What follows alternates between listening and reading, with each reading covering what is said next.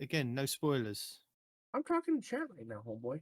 I know, but you could be letting out spoilers because some people in this chat might not have actually finished doing the story. Did you see how much that missile curved? Oh, that is. Look at this. Look, it curved 90 freaking more than 90 degrees. What? See, again, we got it right. We called it.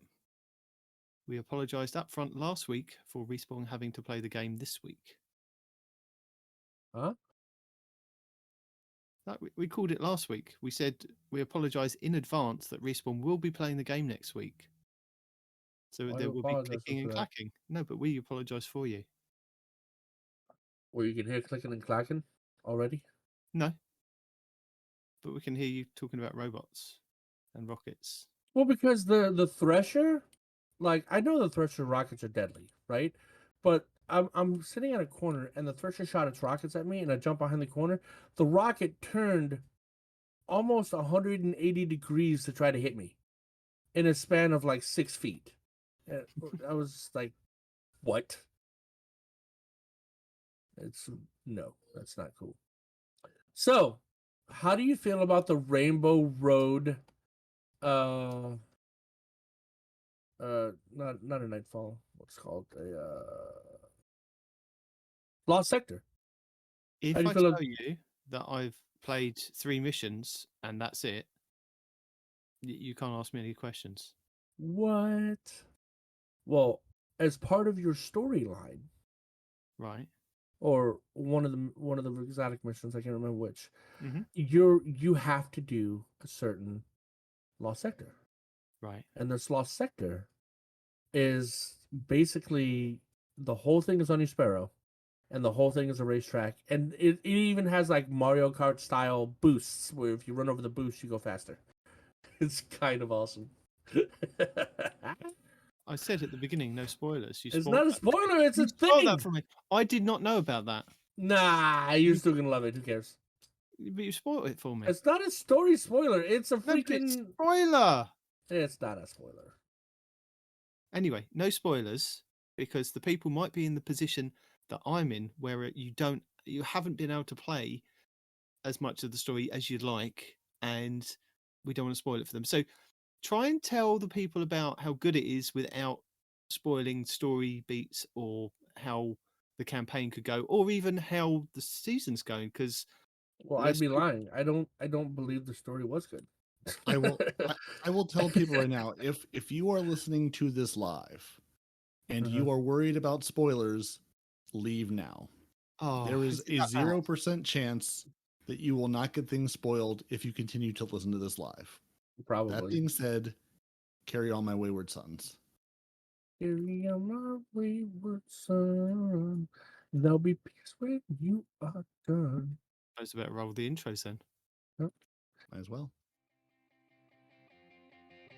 Welcome to Two Titans and a Hunter, a Destiny 2 podcast. Dedicated in bringing you all the latest information, news, and opinions. This is the best show for new and veteran Guardians alike, where we share tips, tricks, and tools to help you succeed and enjoy playing even more.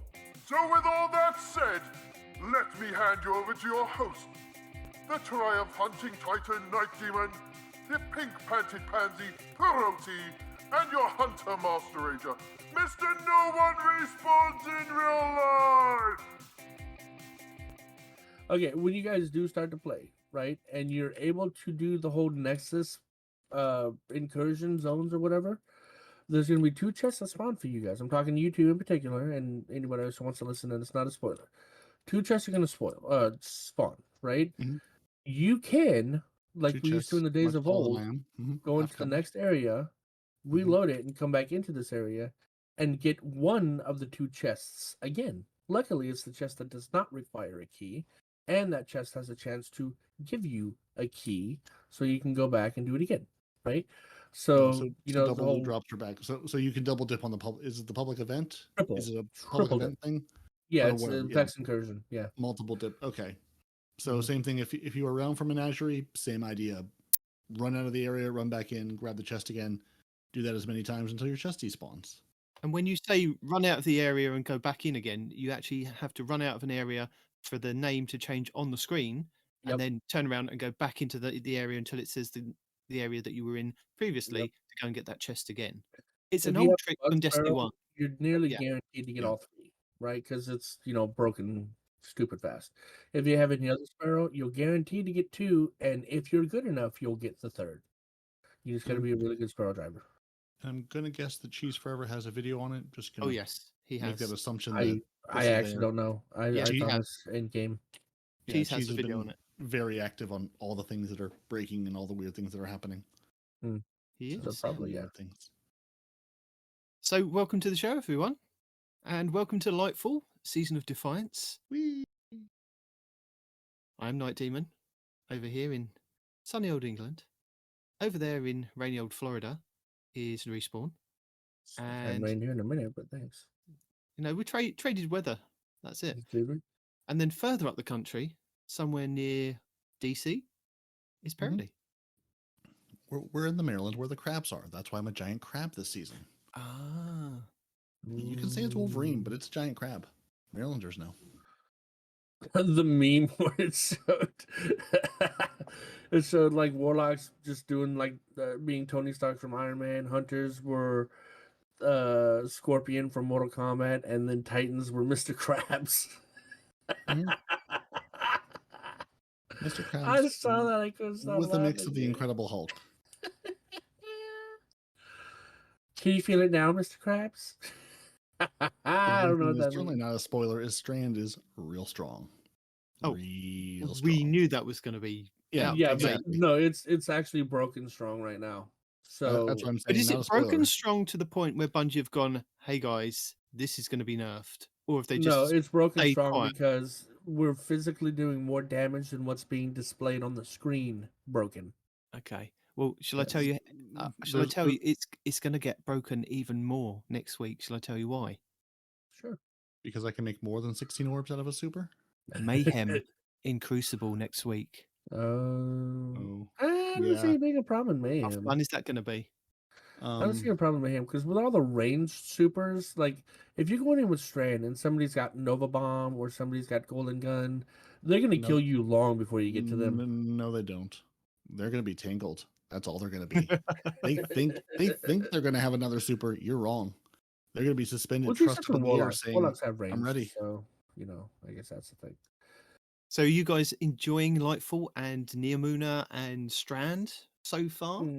Strand, yes. Neoluna, yes. Lightfall, Well, Lightfall is... How are these things different? Yeah. Because Lightfall... Like, when you say Lightfall, I'm thinking the campaign Lightfall. What I had to do to get to the end, right? And I don't think this is a spoiler because everybody's said it everywhere you look, but you don't... Could be a spoiler. Well, you don't get Strand right away. Just like last season, just like the last... we don't get it right away. You end up with a couple of headaches before you get actually going into the whole thing. It's even worse than that, I think. They give you like blue ball syndrome. They give you a taste of it and then take it away. They're like, hey, here's a Strand thing. Equip it. Cool. I can use Strand now. Now, Spider-Man to this green point up here. Cool. I can do that. You land, you're exhausted. Like, is that it? That's exactly how Stasis was. Yeah, worked. that's it gave you the kind of baby steps, and it taught you like individual little points, and went right. If you push these 2 buttons, you'll be able to do this. Now kill all these enemies using this, and you're like, okay, this is trying to. Yeah, but we don't have it long enough to kill a lot of enemies. In some instances, it's literally just the one Spider-Man across a gap, and then you're exhausted. That's fine. Yeah, because they're teaching. It's a tutorial. They're teaching you how to use it. It was aggravating. They're like, here, this is how you use this That's thing. never going to aggravate you. If they just give it to you straight away, that's not going to aggravate you, is it? No. And no, because as you give it to me, you can give me tutorials on what to do as I'm learning to use it. You can just give it to me straight out, and then still give me the tutorials. It's just you say that, but Bungie have kind of given it all to you now.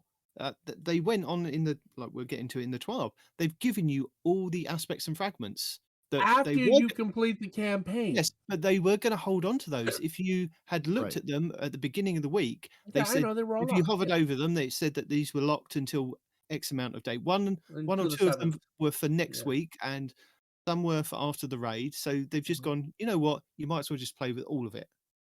So there you go. They have done something really good with it this time. It's not kind of time gated. It was, but I think maybe they've learned to go, you know what? Let's just let them have fun.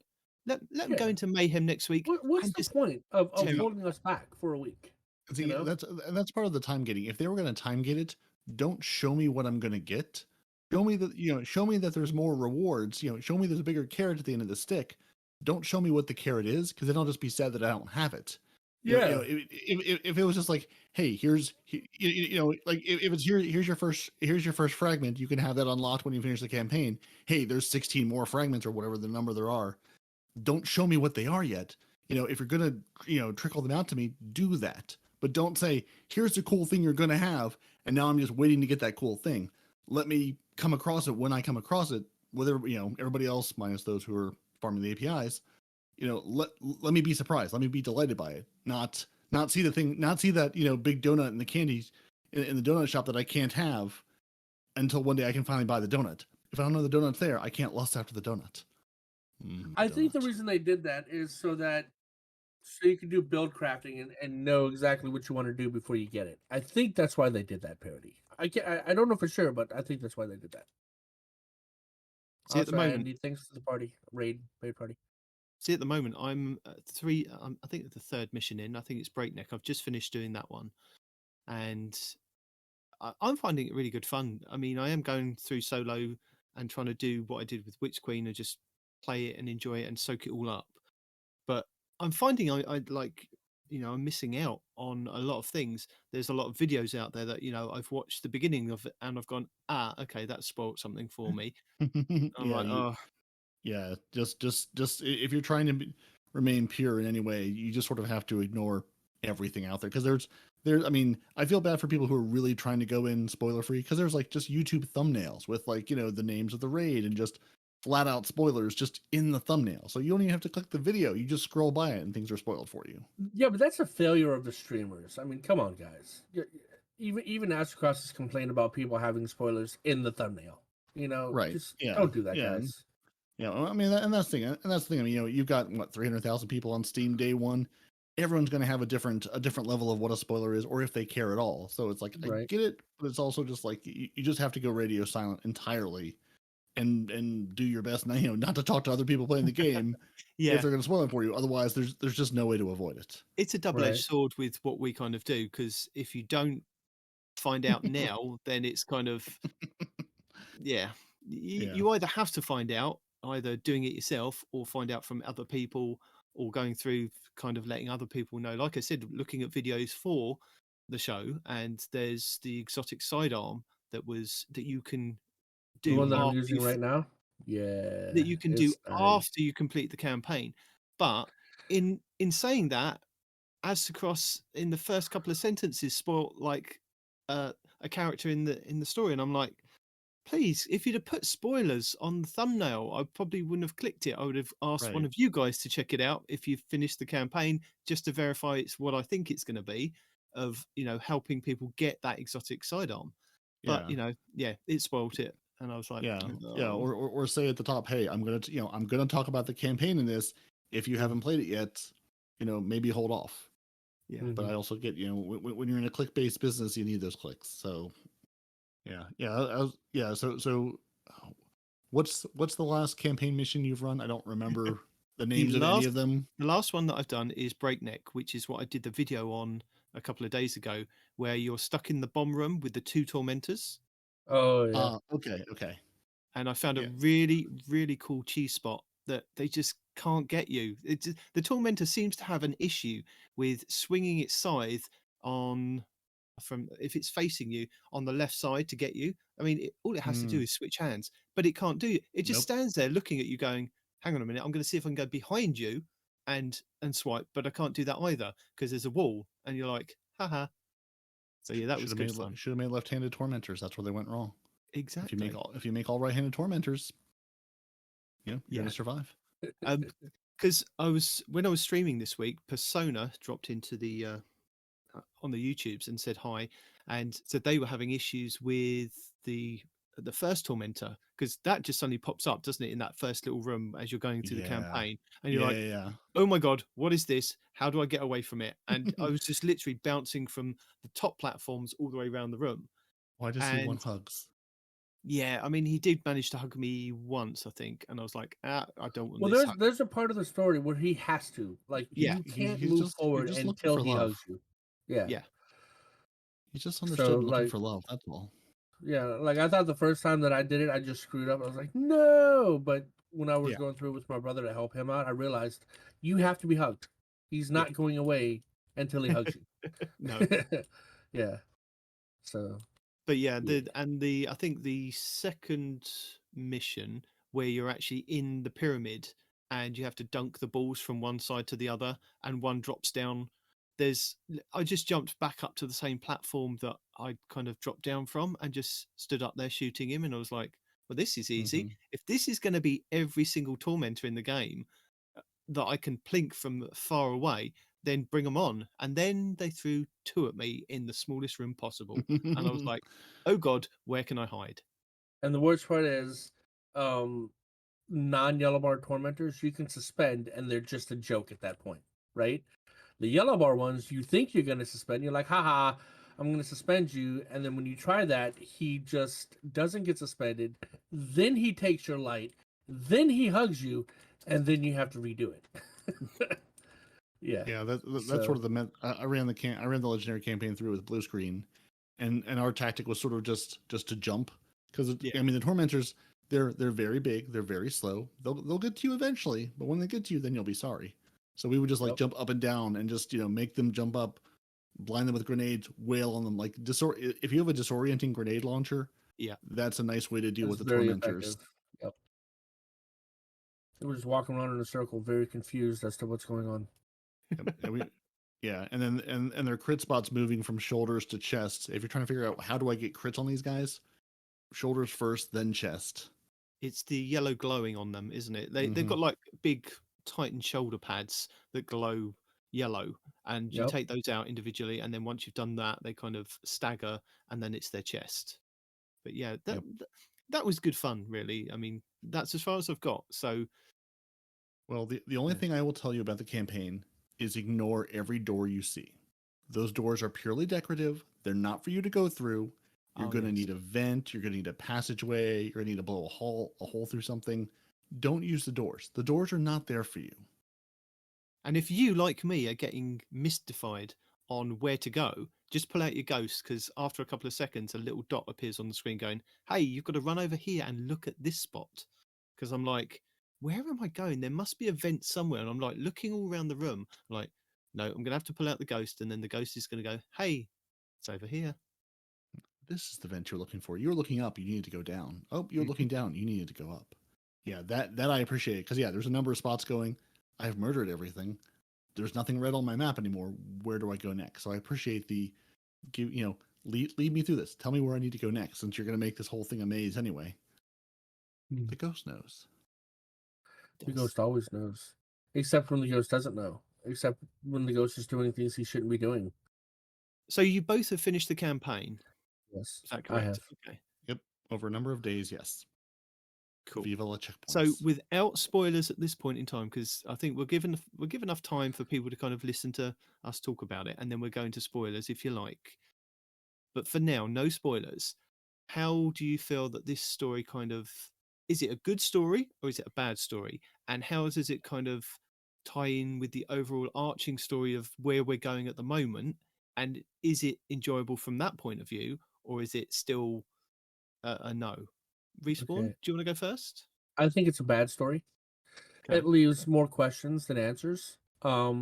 Supposedly something may or may not happen to the Traveler, and our Vanguard is just oblivious to it. It's almost like they don't even care. It's just like WTF. And then there's a lot of misleading dialogue talking about, oh, well, they've gone someplace we cannot follow, but they're still right there.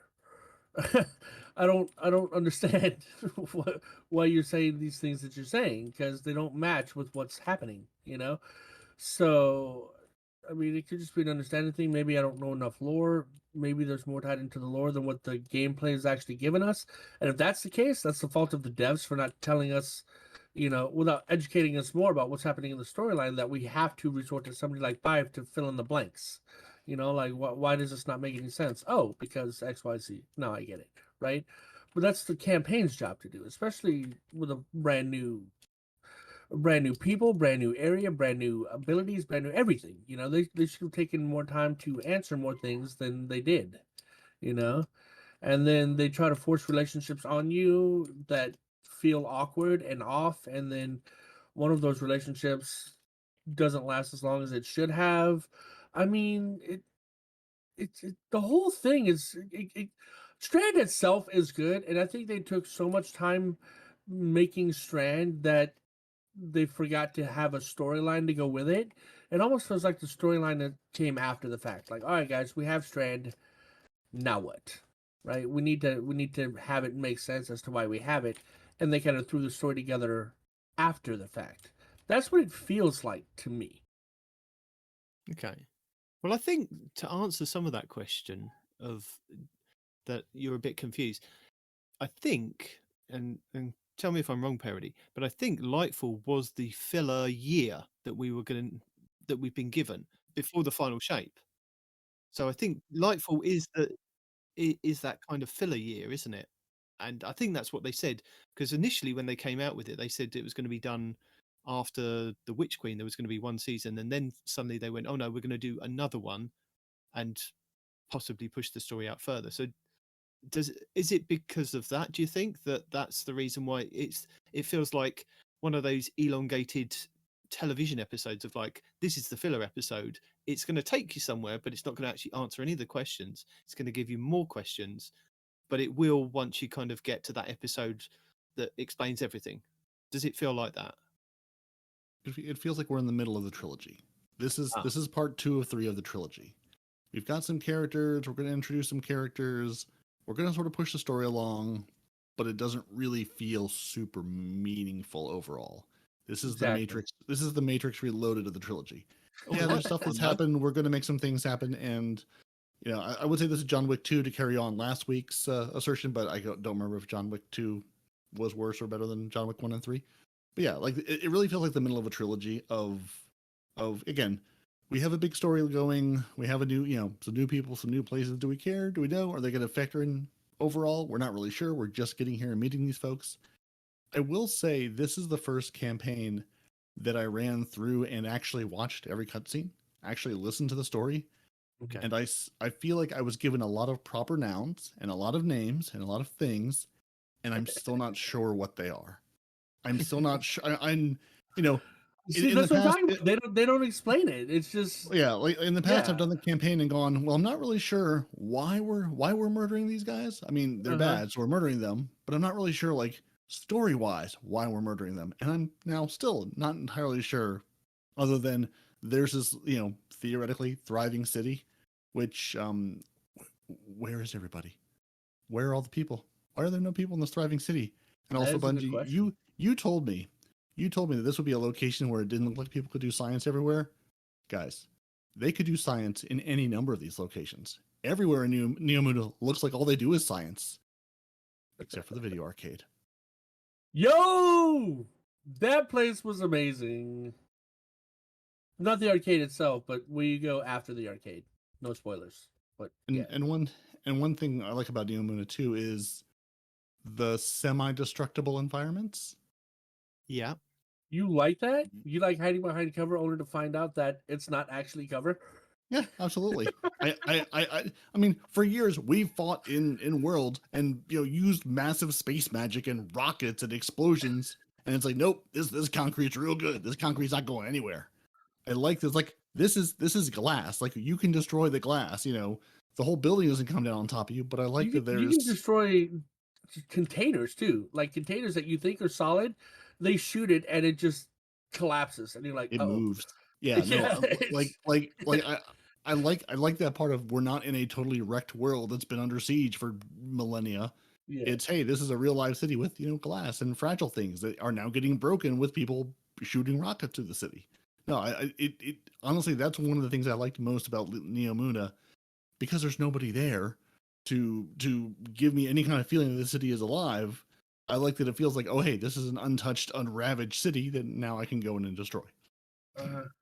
And outside of Neoluna, there's a couple of places that the game takes you outside of Neoluna, and the creative team Those that don't made exist. the backdrop and that made it's just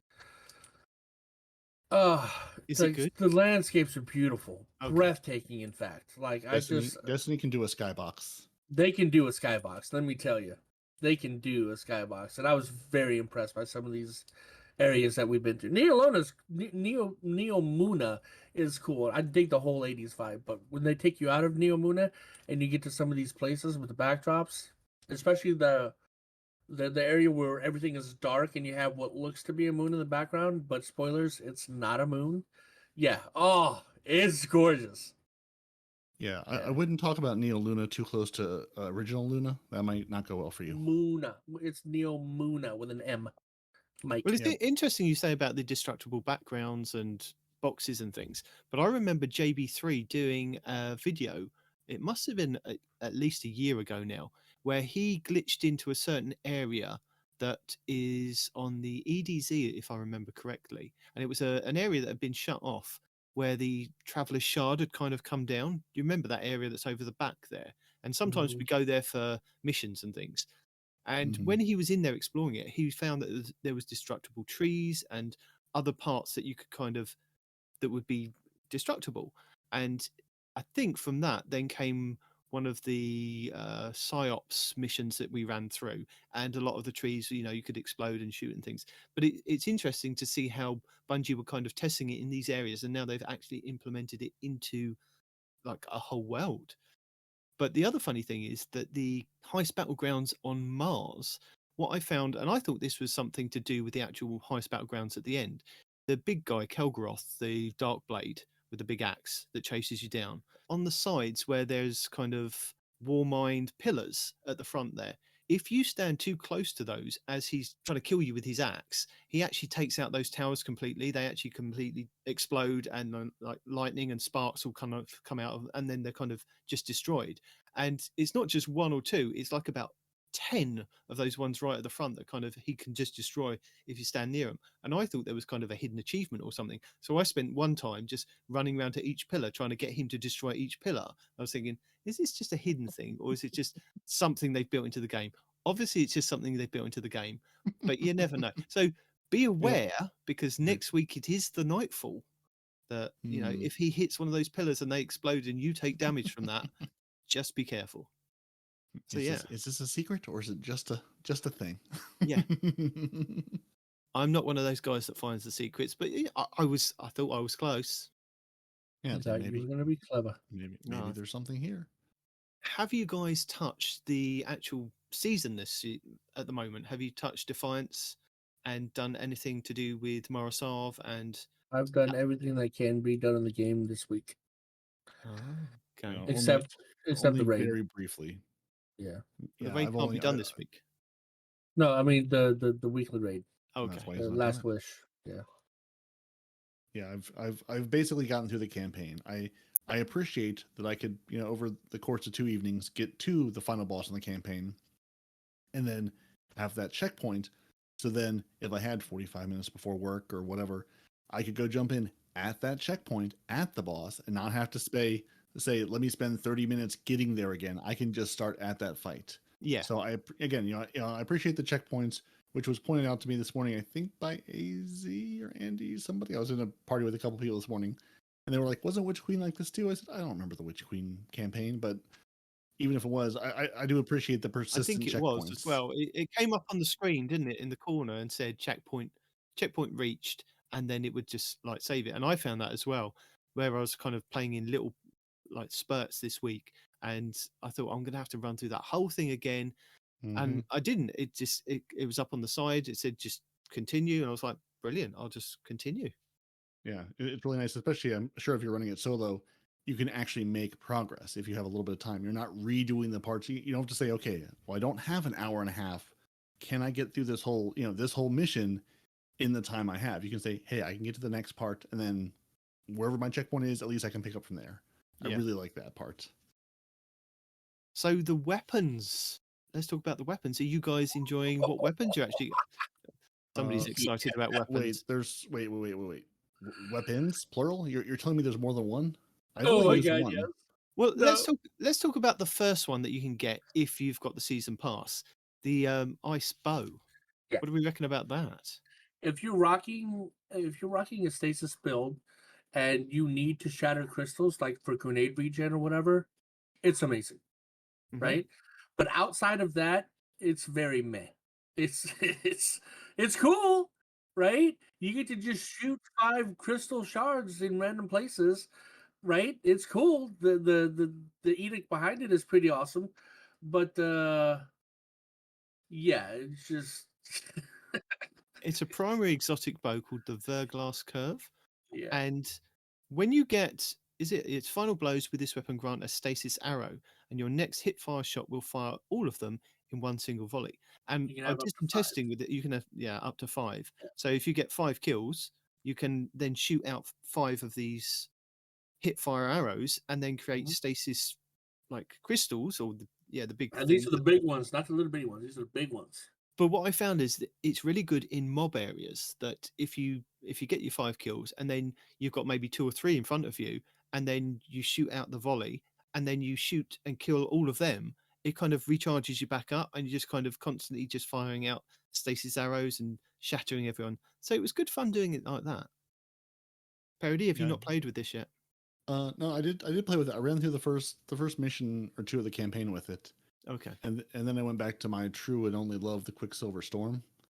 And I said, there's a problem over there. I have bullets over here. We're going to make that problem go away. So I was having great fun with that. And then just switching between, basically I was using my special slot primarily for what shields am I fighting?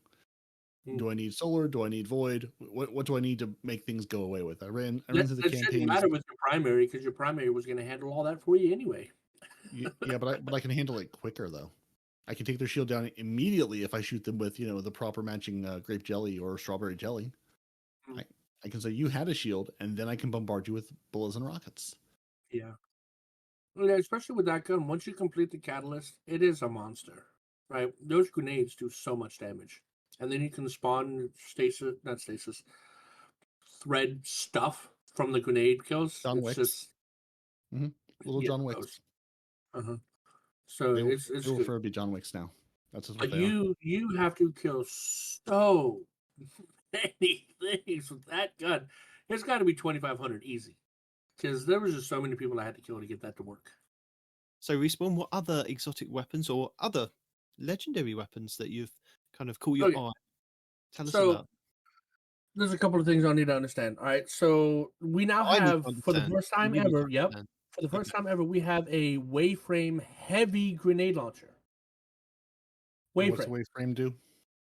Waveframe is when you shoot it at the ground, it shoots a wave of damaging energy forward, right?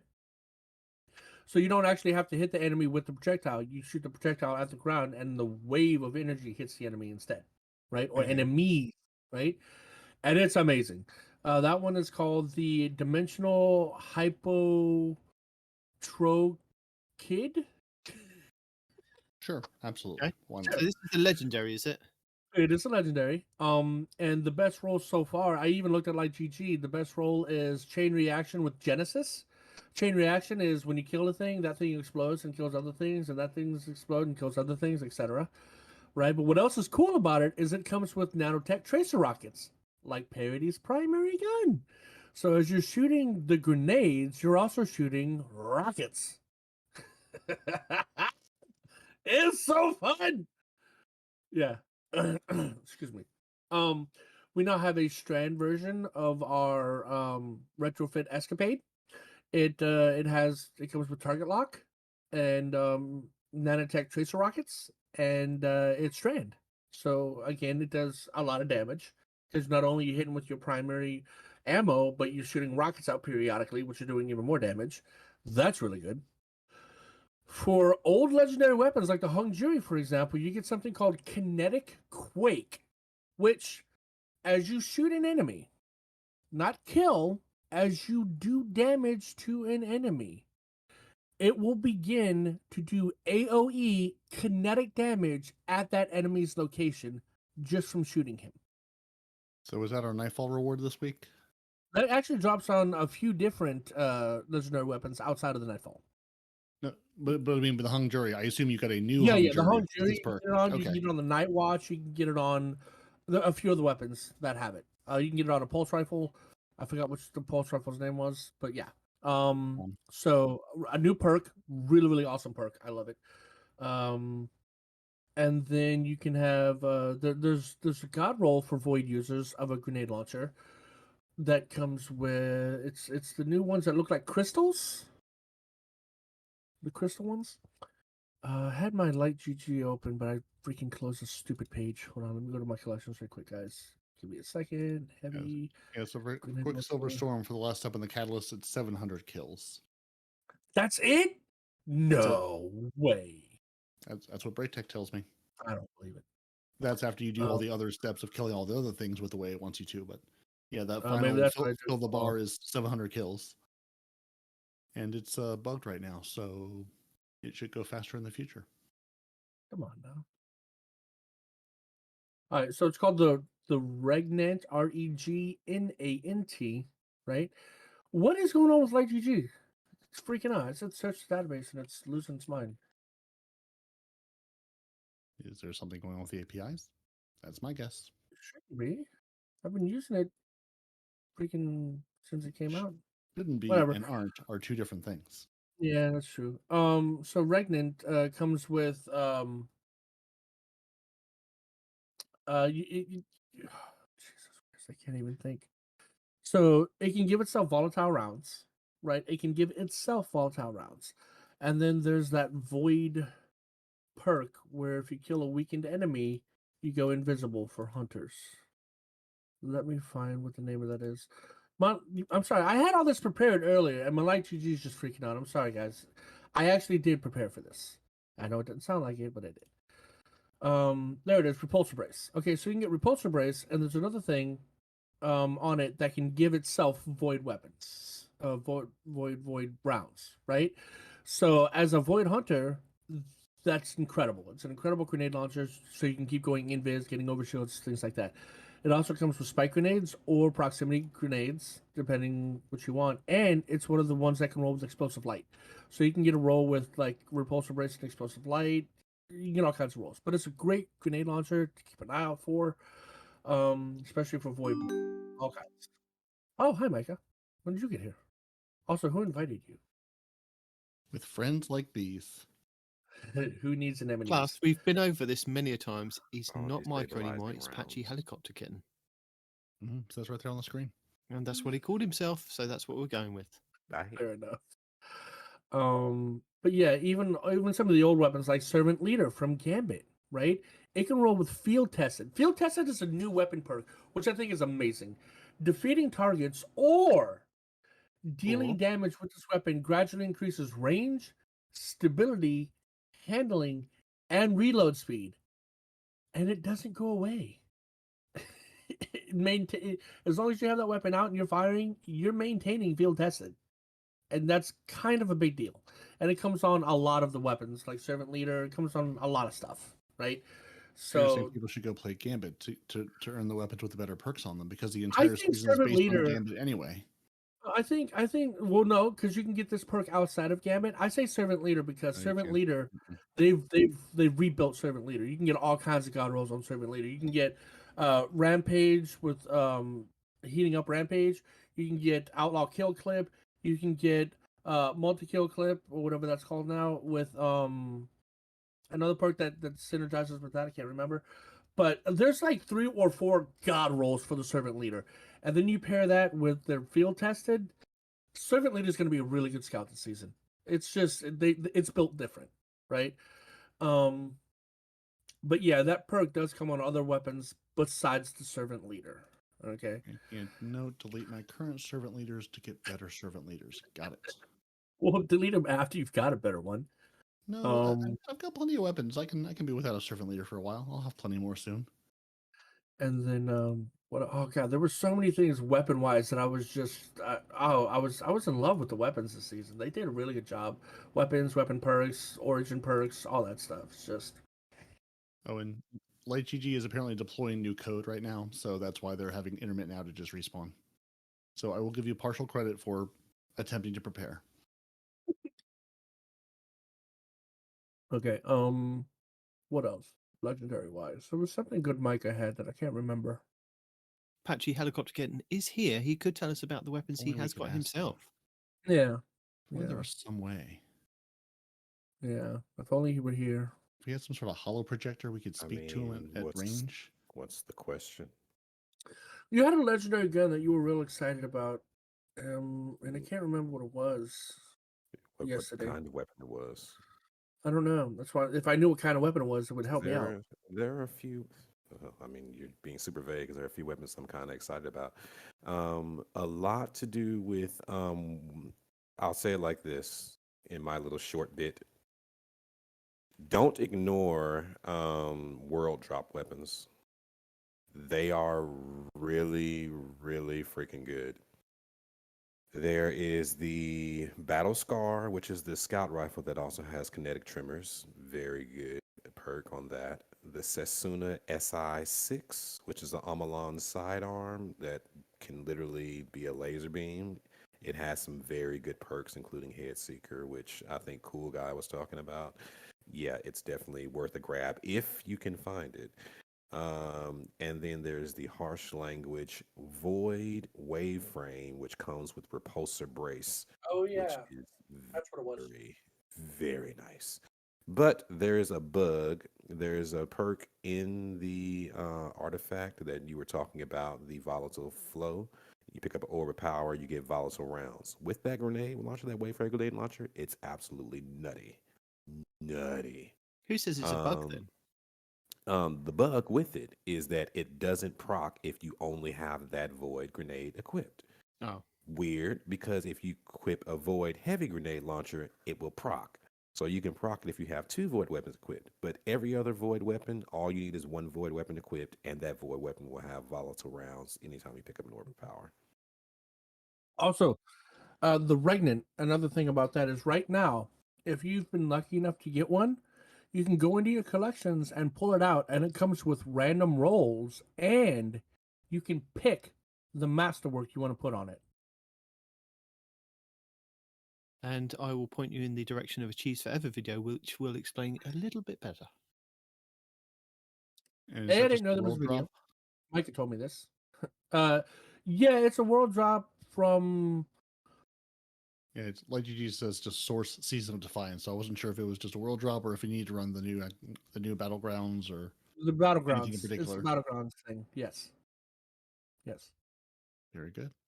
Yep. So I ended up eating all of my cores doing that. I spent 300 cores and still didn't get my God roll. Yeah, it's just farm for the red borders when you're able to, and because you get the Ingrams pretty quickly, and the cost for forging the Ingrams is not extremely high.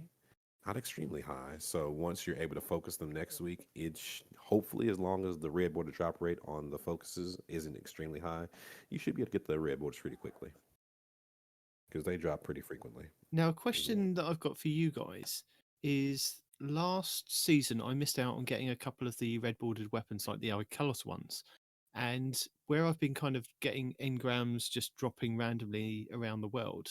I have been getting the Icalos weapons to drop, but I've never got any of the red borders to go with them. So have you guys seen any red bordered weapons that were kind of that you have been missing, or just red bordered versions of the ones, if there was red border ones previous, like the Icalos ones?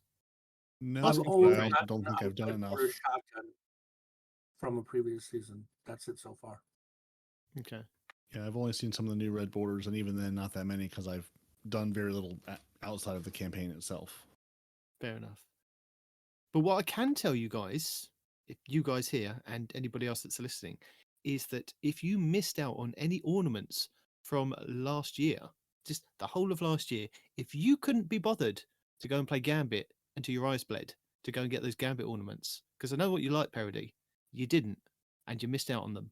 So you can too go to the Monument to Lost Light in the tower, in between the two vaults, near Shaxx and the Gunsmith, and purchase them. They are now available. So if you missed out on the Vanguard one, or the Crucible one, or the Gambit one, they are purchasable. It will cost you a couple of golf balls, though. It's I think it's something like one golf ball, 200 legendary shards, and some glimmer. But I was thinking, I missed out on those. I might purchase them just because. Scott said they got a red border Aikilos SMG to answer your question. Cool. So it was one that they missed out on previously, but they've got a red border to drop random. That's what he said. Nice. Thank you very much for not finishing your Velos X and getting all your ornaments. Well, unfortunately, that was something. I managed to get. I'm just going to divert from what we were talking about with this new season. Squirrel. Squirreled. Mm-hmm. No, but I'm still talking about Destiny, so it's not really squirreled. So I had, I think, 2 or 3 challenges left to do at the end of last season to get my large pile of bright dust. But I think it was the 72 out of the 75. Mm-hmm. And I knew there was no way that I was going to get the Gambit one. I wasn't going to get the Gambit ornament at all. And it was between win 20 rounds in trials or go for the strikes and get the strike ornament. And I thought, I'm quite close to the strike ornament. I think I was at level 8, and I thought, is it going to be quicker to play trials, or is it going to be quicker to play strikes? And I thought, I'm going to go with trials. That's a toss-up. I went with trials. It was tough, but I managed to get it done. And I was like, yes, nice. Brilliant. I managed to get my large pile of bright dust. I managed to get my seal for last season as well. I missed out on my moments of triumph, but we talked about that last time.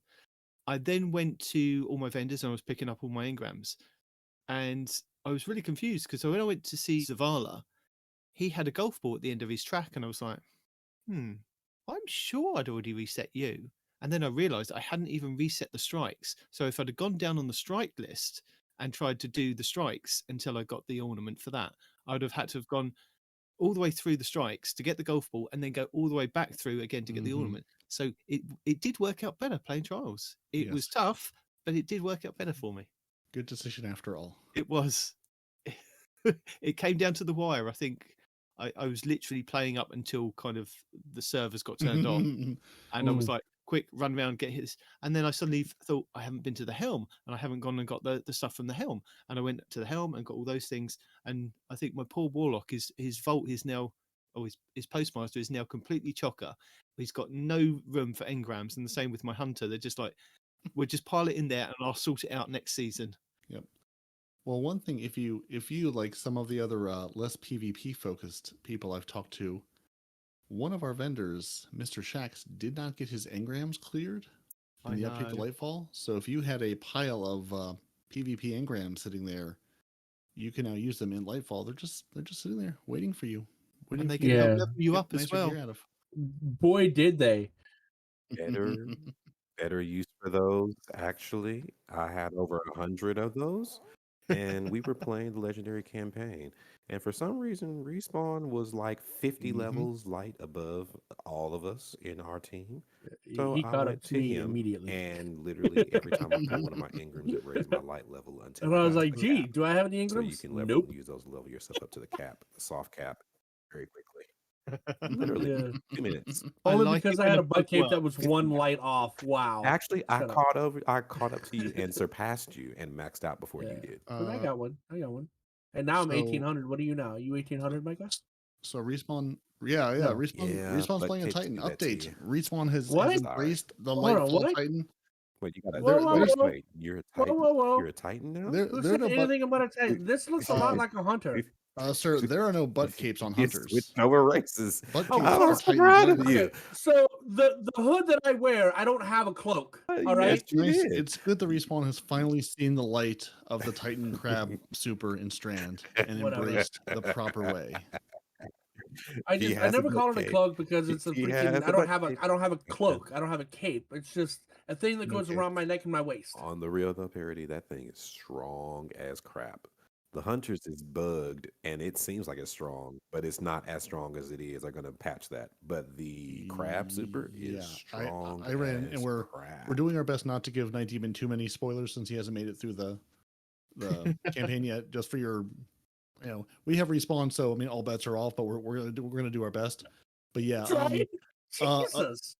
Apparently there's an animation after you beat the final boss that I missed because I tethered the boss and just with my normal Synthecept empowered melee deleted the boss to the point where I got no animation. He was just gone. So if you so 19, if you get to the end of the boss campaign, is a he. You spoiled that for me. If you get, I mean, honestly, the odds are, let's be honest, in this game, 99% of the time it's going to be. So you're welcome. If you get to the end and there's no boss, it's because there's no boss anymore. Out of the game, the code no longer exists. Fair enough. But yeah, no, it's stupidly powerful. Like I was hesitant because I saw what was stasis, and that's just drunken toddler. This is drunken toddler, but you've fueled him with the power of Old Bay and Crab Death, and everything around it gets obliterated. We were doing Nightfalls and the battle activities and whatnot, right? And I would jump up and I would throw a grenade and I would tether to make the boss weak, right? And then Micah would jump up and pop his super, and the boss would be dead, and he's still got like most of his super left, and he's complaining, is like, I want to feel powerful, give them more health so I can at least finish my super, you know. The power fantasy is intact. Yeah. Okay, that's good then, because there were a lot of people that were really worried, including Respawn, as I remember last season, going, "Oh, they've taken all my power away from me. I'm just going to be weak as." How's your resilience working out for you? It's still kind of meh. But I circumvented that because you have an armor mod where depending on how many stacks of light, you get extra resilience, right? So I almost always have 4 stacks of light on me, so I have a lot more resilience. You allow the other team to shoot back? That's where you're going wrong. If you don't let them shoot at you, they can't possibly damage you. That's where you've gone wrong, sir.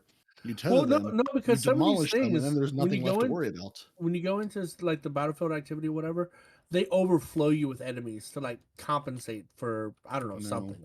Yeah. No, they don't. Oh, they do. Maybe for you they do. I don't know. I had 2 Titans running the front lines for me last night, and I had to keep reviving both of them. So it's got to be a lot of ads to kill 2 powerful Titans, right? Only because they have to reload. That's why. I don't think they were using guns.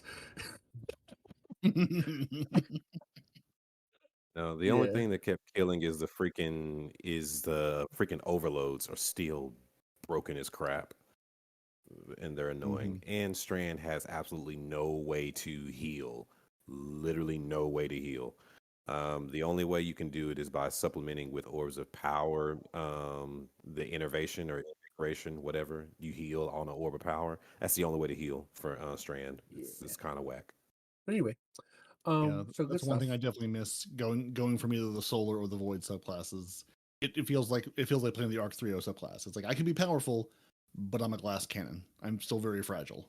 So either I kill you or I'm dead, and there's no hope for me. Well, is it really like that though? Because with Arc, they're hitting you the whole time you're hitting them. With Stasis, you suspend them, and they're not doing anything while you're hitting them. So is it really tit for tat? I mean, I'm just talking about it's like Arc in that there's no healing.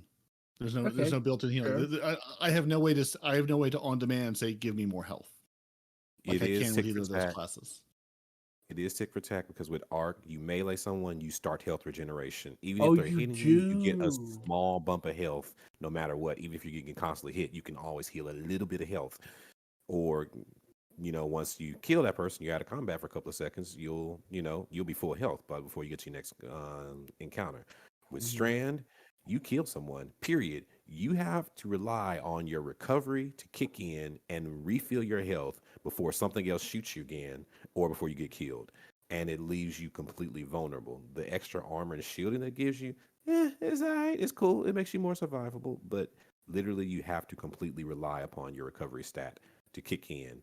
And that can be terrible when you're like, oh, I got a sliver of health. Let me run and hide. And then a shadow thrall duplicates it. Then it has one of them shoot you with one little tiny bullet. Oh, dang, my little health is a little shorter. Let me hide somewhere else. And then another one duplicates and shoots from the other side. They just keep ticking you down and you just don't have any way to recover at all. Well, I'm being told by other Titans in the chat that you're just ignoring the fact that you have an overload. Sorry, not an overload. And let me just read it. There's a mod for a finisher overshield. That right there. So, yeah. Right, but But so again, I have to finish you. If I have no one to finish, and I'm, if I finished you and I'm still being shot by other things, then there's no one to shoot you. If there's somebody to shoot you, at least have one more person to finish. If my health is low, I'm not going to finish. I still have to walk up to you. Again, get to you. Yeah, I still have to walk up in front of you and finish you to do this. Like if I'm trying to get out of combat, if I'm trying to use my grapple and get away from danger to go allow my recovery to kick in, you're dead. Something's going to hit you when you have that sliver of health. Chat's all like, you're just playing Titan wrong. Just don't die. Well, it's because I had to reload. If I didn't have to reload, this wouldn't be a problem. All right, you're a berserker. Why would you play to not die? It's literally the opposite of a berserker. Berserker Titan, which is actually plays it's a lot of fun. Some of it, I like the battlegrounds activity more than the storyline. As odd as that sounds, And the campaign was always gonna be one and done or two and done for me. Like the Witch Queen campaign, I never went back and played. Like I enjoyed the first time around, but it's just not something I'm going to re-engage with. Like I have other stuff to do. Healthy finisher gives you health, not overshield. Finisher. If I'm trying to get out of damage because if I can't see my health bar anymore, I'm not going to go finish someone. Okay, so as a hunter, right? I'm tethering. I'm in their faces, and I'm finishing them off as they're being tethered. Right? If I'm doing that as a hunter, what are you doing as a Titan? I don't know what abilities you have for Strand, but if I can suspend, can you suspend on demand? Maybe that's it. Barricade. Your barricade is basically a good Kepri's horn. When you throw the barricade up, it gives you the little John Wicks to go out and suspend things. I see. Unless they rush you too quickly, get behind you, or unless you put it just off to the left or just off to the right of the enemy you want to suspend, and then it goes by them and you get nothing. But then it had tracking. Like I said, it had tracking.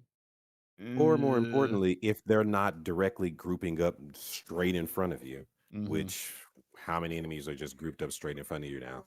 Yeah, I mean, there may be a little bit of tracking, but not in that you'd notice. The number of times in the campaign, that's where my misunderstanding falls apart. My John Wick's right next to them, and even then, like once I throw that down, it's not like I'm getting much.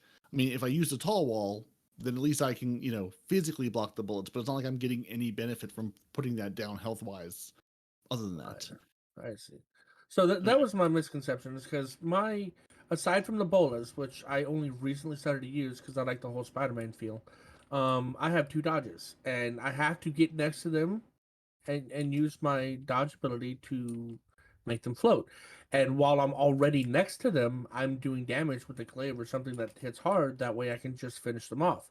And when I finish them off, I get threadlings, I get overshield, I get health, I get all kinds of stuff. Right? And I'm like, if I as a hunter can do that and live, why are you as Titans, who are designed to be the front line, dying so much? But then it's probably because you can't just... Yeah, but are we though? You can't lift on demand like a hunter can, or maybe not as frequently as a hunter. I don't know what your shield cooldown is, but yeah, I get 2 dodges and they're each like 11-second cooldown. So yeah, I get 1 wall and whatever the class ability cooldown is, which is very long now. Okay, that makes a little more sense because I was confused. Yeah, we're dying so much. Yeah, and the wall is like I can't use the wall on top of enemies because the Strandlings will go right by them. Like I can't use it standing on top of the thing I want to suspend. Really? If they're too close, it won't hit? That doesn't make any sense. Is that a bug? I had it hit, so I don't know. Maybe I guess it depends on how close. If they're behind you, no. If they're right on top of you, right in front of the shield, it will catch them though.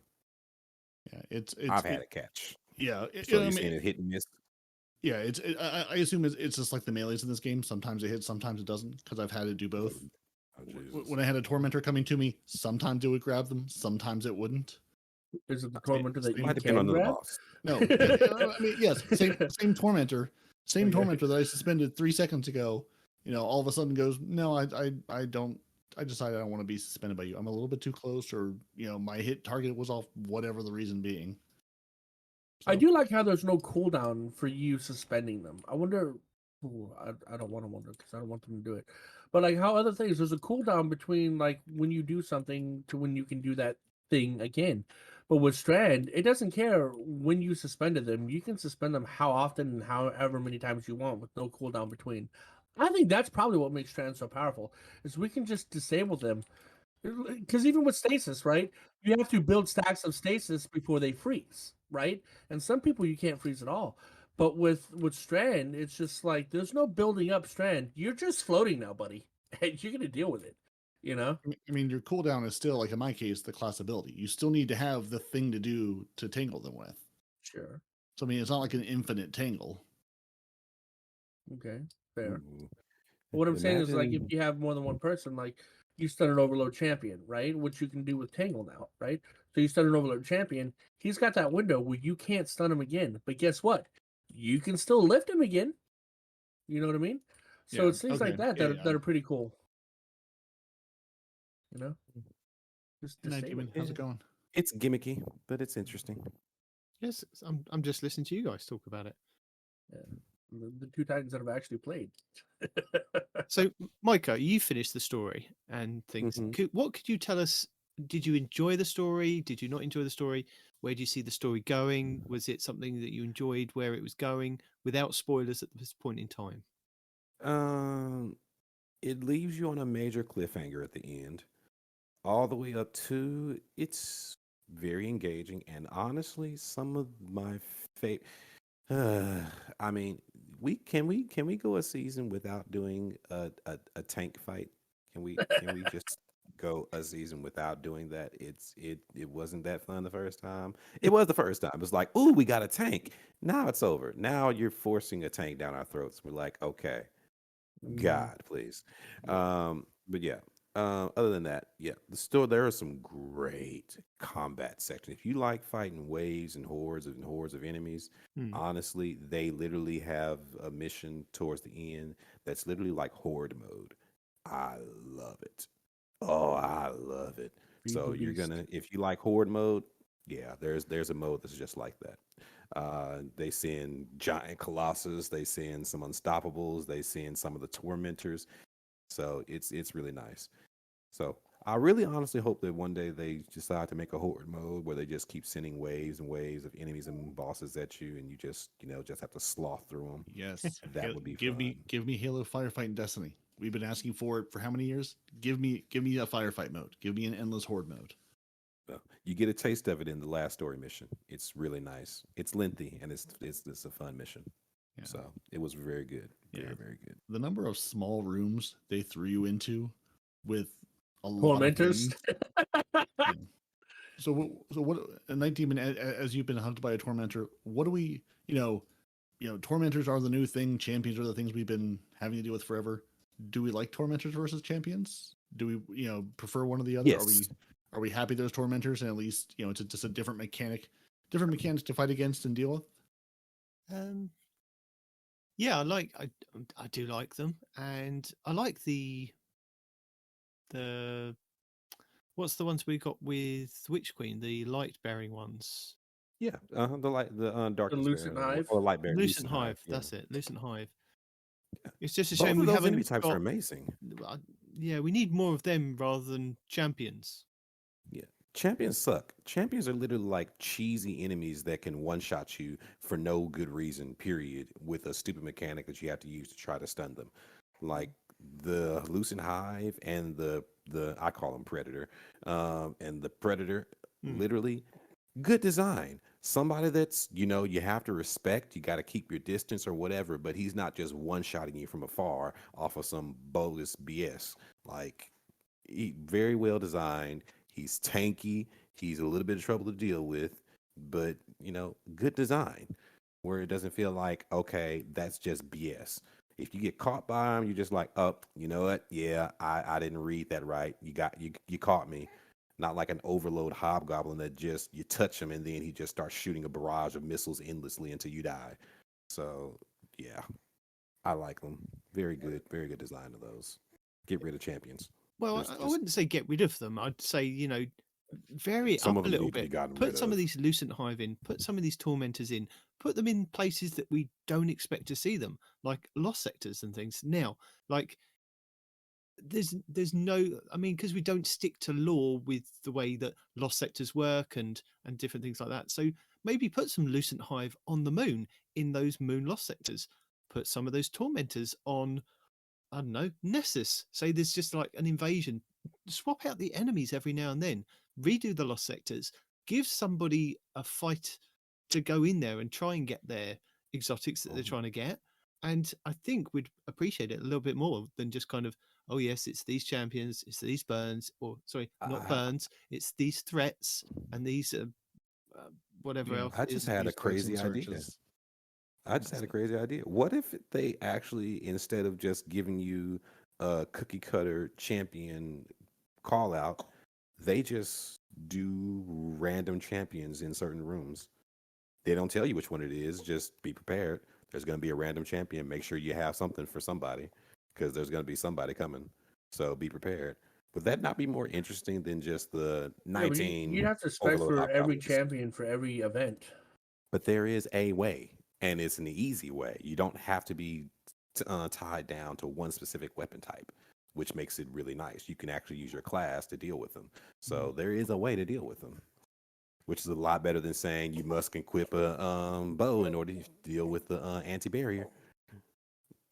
Yeah. So it'll be interesting. And I'm not just saying just champions, also Lucent Hive, predators. Like, you just bring those guys in. There's going to be, a champion level enemy instead of a specific champion. Throw a drop pod in there, the true end game boss.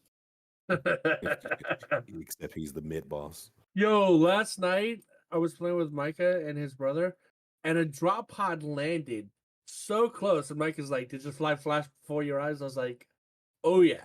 And like it couldn't have been millimeters closer without killing me, and the thing just landed right in front of me, and I just froze. And he was like, "Woo, I'm safe." And literally 5 seconds later, another one came down and crushed him. Nobody said you had to tell that part, okay? So Peroty, it's like one of those hilarious movies where the guy's like, "I survived," and then something comes up and just eats him from behind. They did promise us an 80s action movie, and I mean, here we are. Mm-hmm. So Peroty, I don't think we've actually kind of got to the bottom whether you enjoyed the story and enjoyed where it seems to be going. So same question to you, my friend. I mean, again, like I've sort of touched on it. This is the first story I tried to pay attention to. I watched the cutscenes. I said, let's see where this takes us. I wasn't playing with someone who's going to skip each and every one of them ruthlessly, and I still don't feel like I know why we care. I mean, obviously, Neomuna, this big thriving city, different. Everything's good, everything's fine, but nobody lives here. There's like 2 guys in the entire city, and a librarian, and some fish. And that's all that lives here. And I'm still not sure. Like, again, they're in hiding because the city's under attack. Right. Like, I don't want to use any proper names, proper nouns, but like, I don't know all these things they talked about, why they're important, what exactly they are, where the stakes of this fight are. And it's just like, okay, yeah, we're here. The Vex and the Cabal are here, and that's bad. Insert irrelevant city and things to defend, and let me just go kill enemies. Yeah, like the stakes just don't.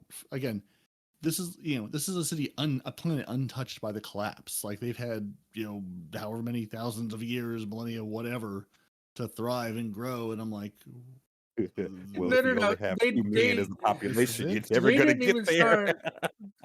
You're wrong, Perry, because they didn't even start until after the collapse, right? Because it was the sub AI of the Warmind that started setting out these life pods, and Clovis Bray forced the computer to override itself and delete its code and bring those pods back.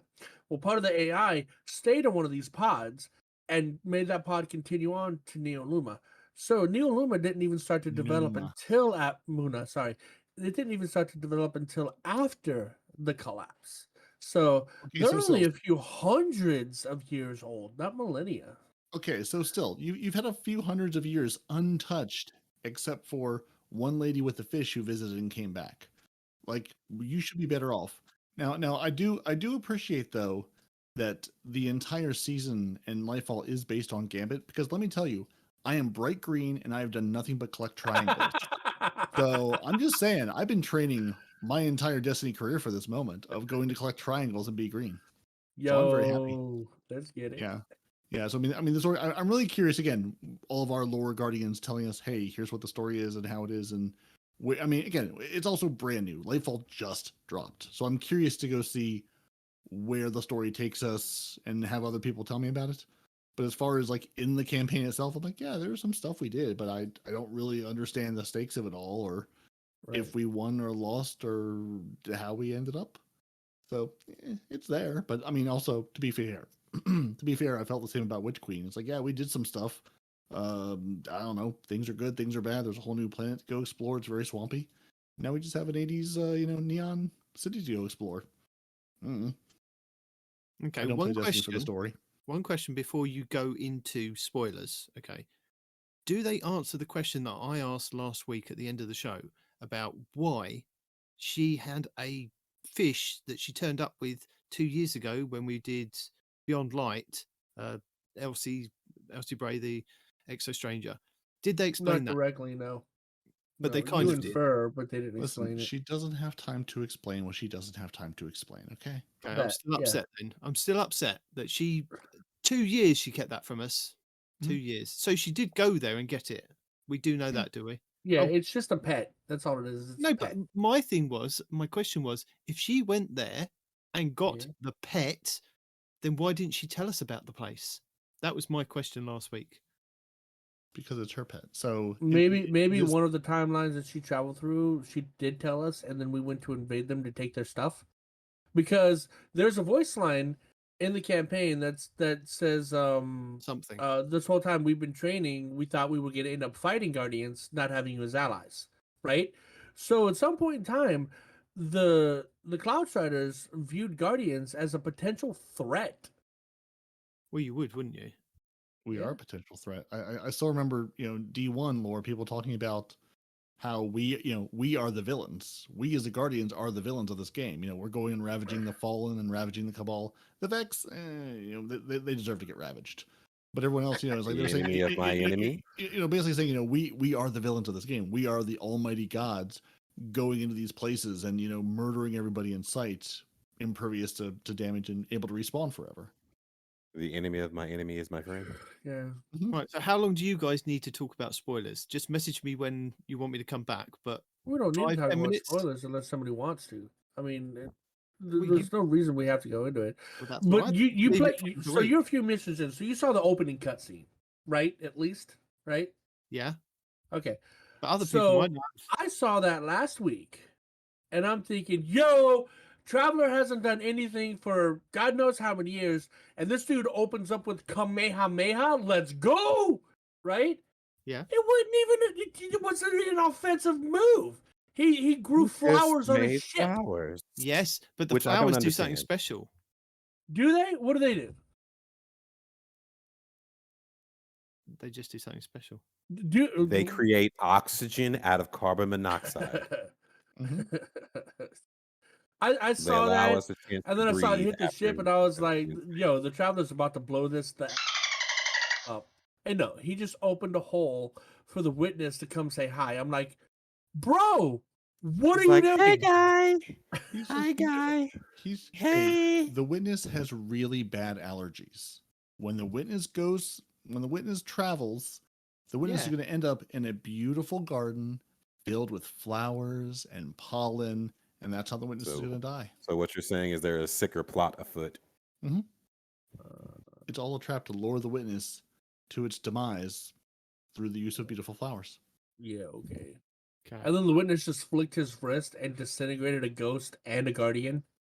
Like, What? Did he get the Guardian too, or just the Ghost? Yeah, if you pay attention, like right before the cutscene ends, you see the Titan's head begin to split. Ah, didn't see that. I missed Yeah, it. yeah. No, he disintegrated the ghost first, and you see the ghost light go out, right? And then right after the ghost light go out, the Titan looks at his ghost, and then his head begins to unravel just like the ghost did. And I was like, the dude eliminated a Guardian with a flick of the wrist. How do we fight that? Yeah, how do we stand a chance? Pollen. So what you're saying is Okay, he's good. the weird little beings in Dragon Ball Z. Pollen. Yeah, really bad allergies. That's what I'm saying. Well, it didn't stop him from nuking us despite all the trees around him before, so... But those weren't special traveler flowers. I mean, Gotta we have were the still traveler safe, flowers. weren't we? Yeah. Were I'm we? still We standing. weren't even there. I don't think he even saw us. I'm still standing. I don't know about you. I've never Because met all the the witness. foliage, dude. Yeah, I've never even met the witness. The witness knows nothing about me. Okay. Nope, Okay, never everybody. met that dude either. Well, if we're not talking spoilers this week, we might as well just move back into this week at Bungie. Uh-huh. Yeah, we can talk spoilers next week. Yeah. Give people some time to hopefully have gotten through things, and yeah. So this week at Bungie are stopping to talk about Lightfall. So we've taken a little bit of a leisurely way around to talk about Lightfall and some people's impressions of it that have managed to play it. Something we didn't ask Micah about was the PvP, but we probably come back to that. Yeah, I ain't touched it much yet. Oh, there you go. Then we don't have to ask you. All right, well, three for three then. So before we get started, here's what we're talking about in this week's TWAB, or TWAB-tastic adventure, apparently. Incoming updates to Strand. Now, they say updates, they don't say nerfs. So I'm just pointing that out to you, Respawn. Updates. That's what they call nerfs now, or updates. No, because it's what they're Can't talking nerf about. it if it isn't broken. No, these are surges. They're going to do some surges and they're going to do some threats. That's what we're doing now. Yes, we're going to surge Strand in some places, and then we're going to threaten it in others. This is actually what's in the TWAB, so it's just the incoming updates to Strand. So there's no nerfs going on here. Okay, a cinematic welcome to the season of Defiance and the new year of storytelling. Highlight the incredible music of Lightfall. A closer look at the witness. So you were saying that you didn't know the witness. You can now have a closer look at the witness if you go to this week's TWAB. And they're getting suspicious with Among Us. And they're introducing the next raid and showing a few key dates that I enjoyed knowing about that everybody should remember. But you don't have to remember, because I'll make you a video every single week telling you all about all the stuff that's happening. So you don't have to worry.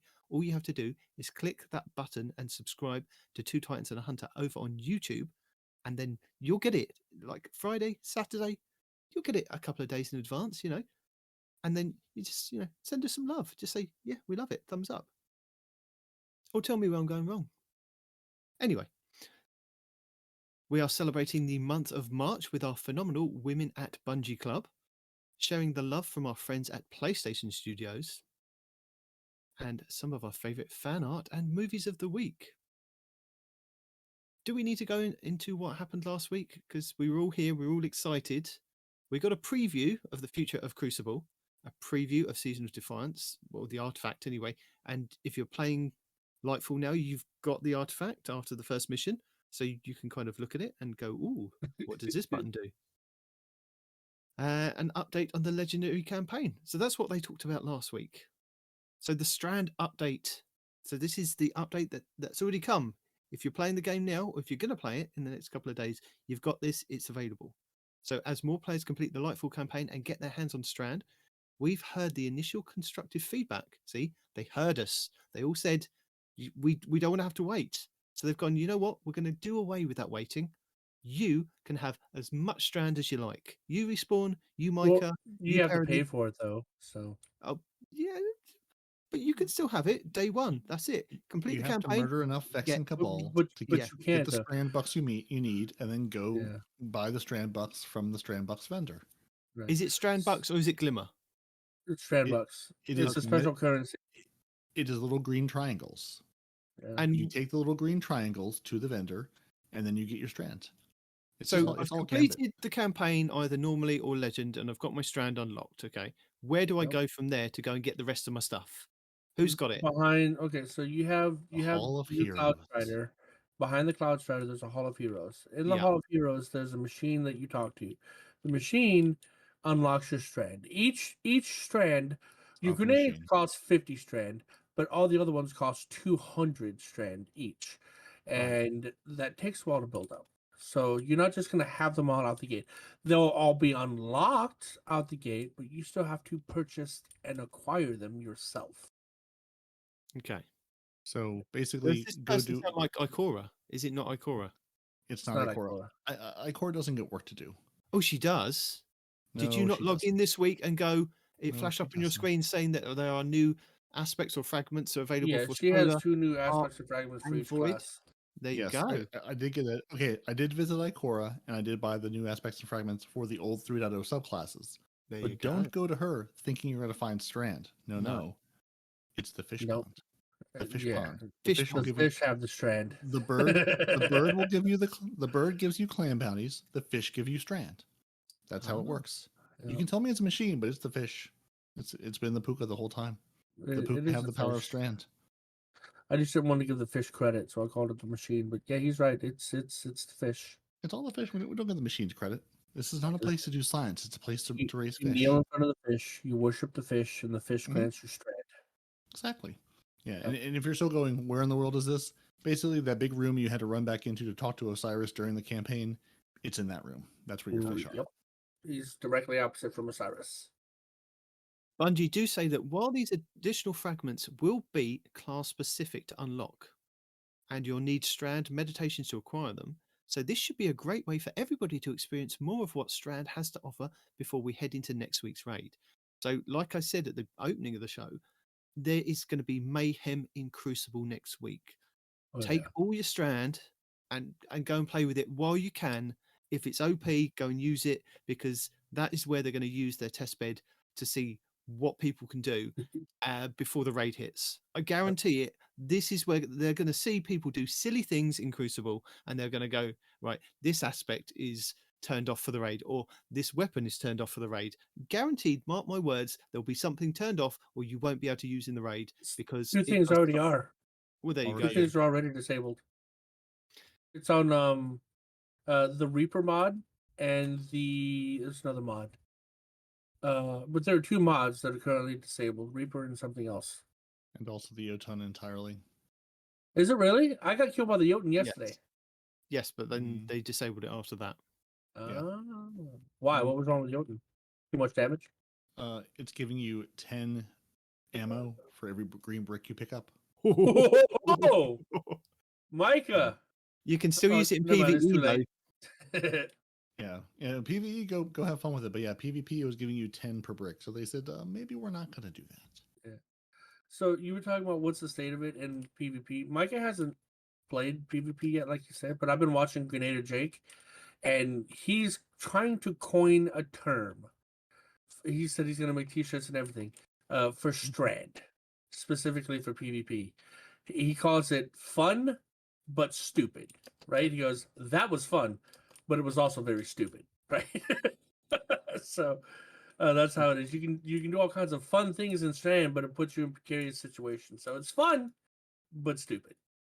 Games win stupid prizes. Verbiage. Yeah. And the story has just begun. It has. The story of Strand, the story of Lightfall. There's another trailer. If you haven't seen enough trailers, there's another trailer. Or you can just. Is there another one? It's a different trailer. It's a seasonal trailer. Season of Defiance trailer. We missed that. We're doing a pretty good job. Well, I mean, it was in the TWAB, so I mean, they really did do a good job of hiding it from you. They hid it, in fact, just above the pyramids being alive with the sound of music.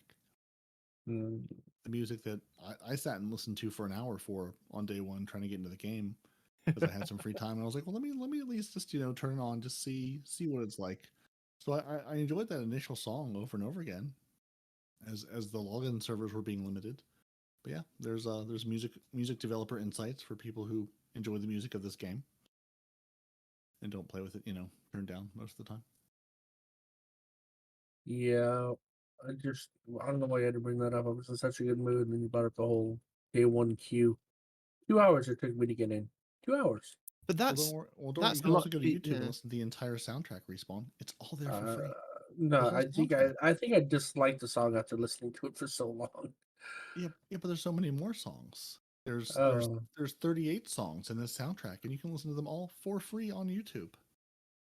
Oh joy! You can listen to all of the good music. Tell you what, this sidearm is so dirty. I'm sorry, guys. Just these weapons are so good. Well, you should be, because there's darkness and it's been unveiled. Yeah? Yeah, there was a match made in dramatic entrances. Guardians have been focused on fighting darkness as the enemy since the beginning of Destiny. And now we learn that it's simply a gateway to something much bigger.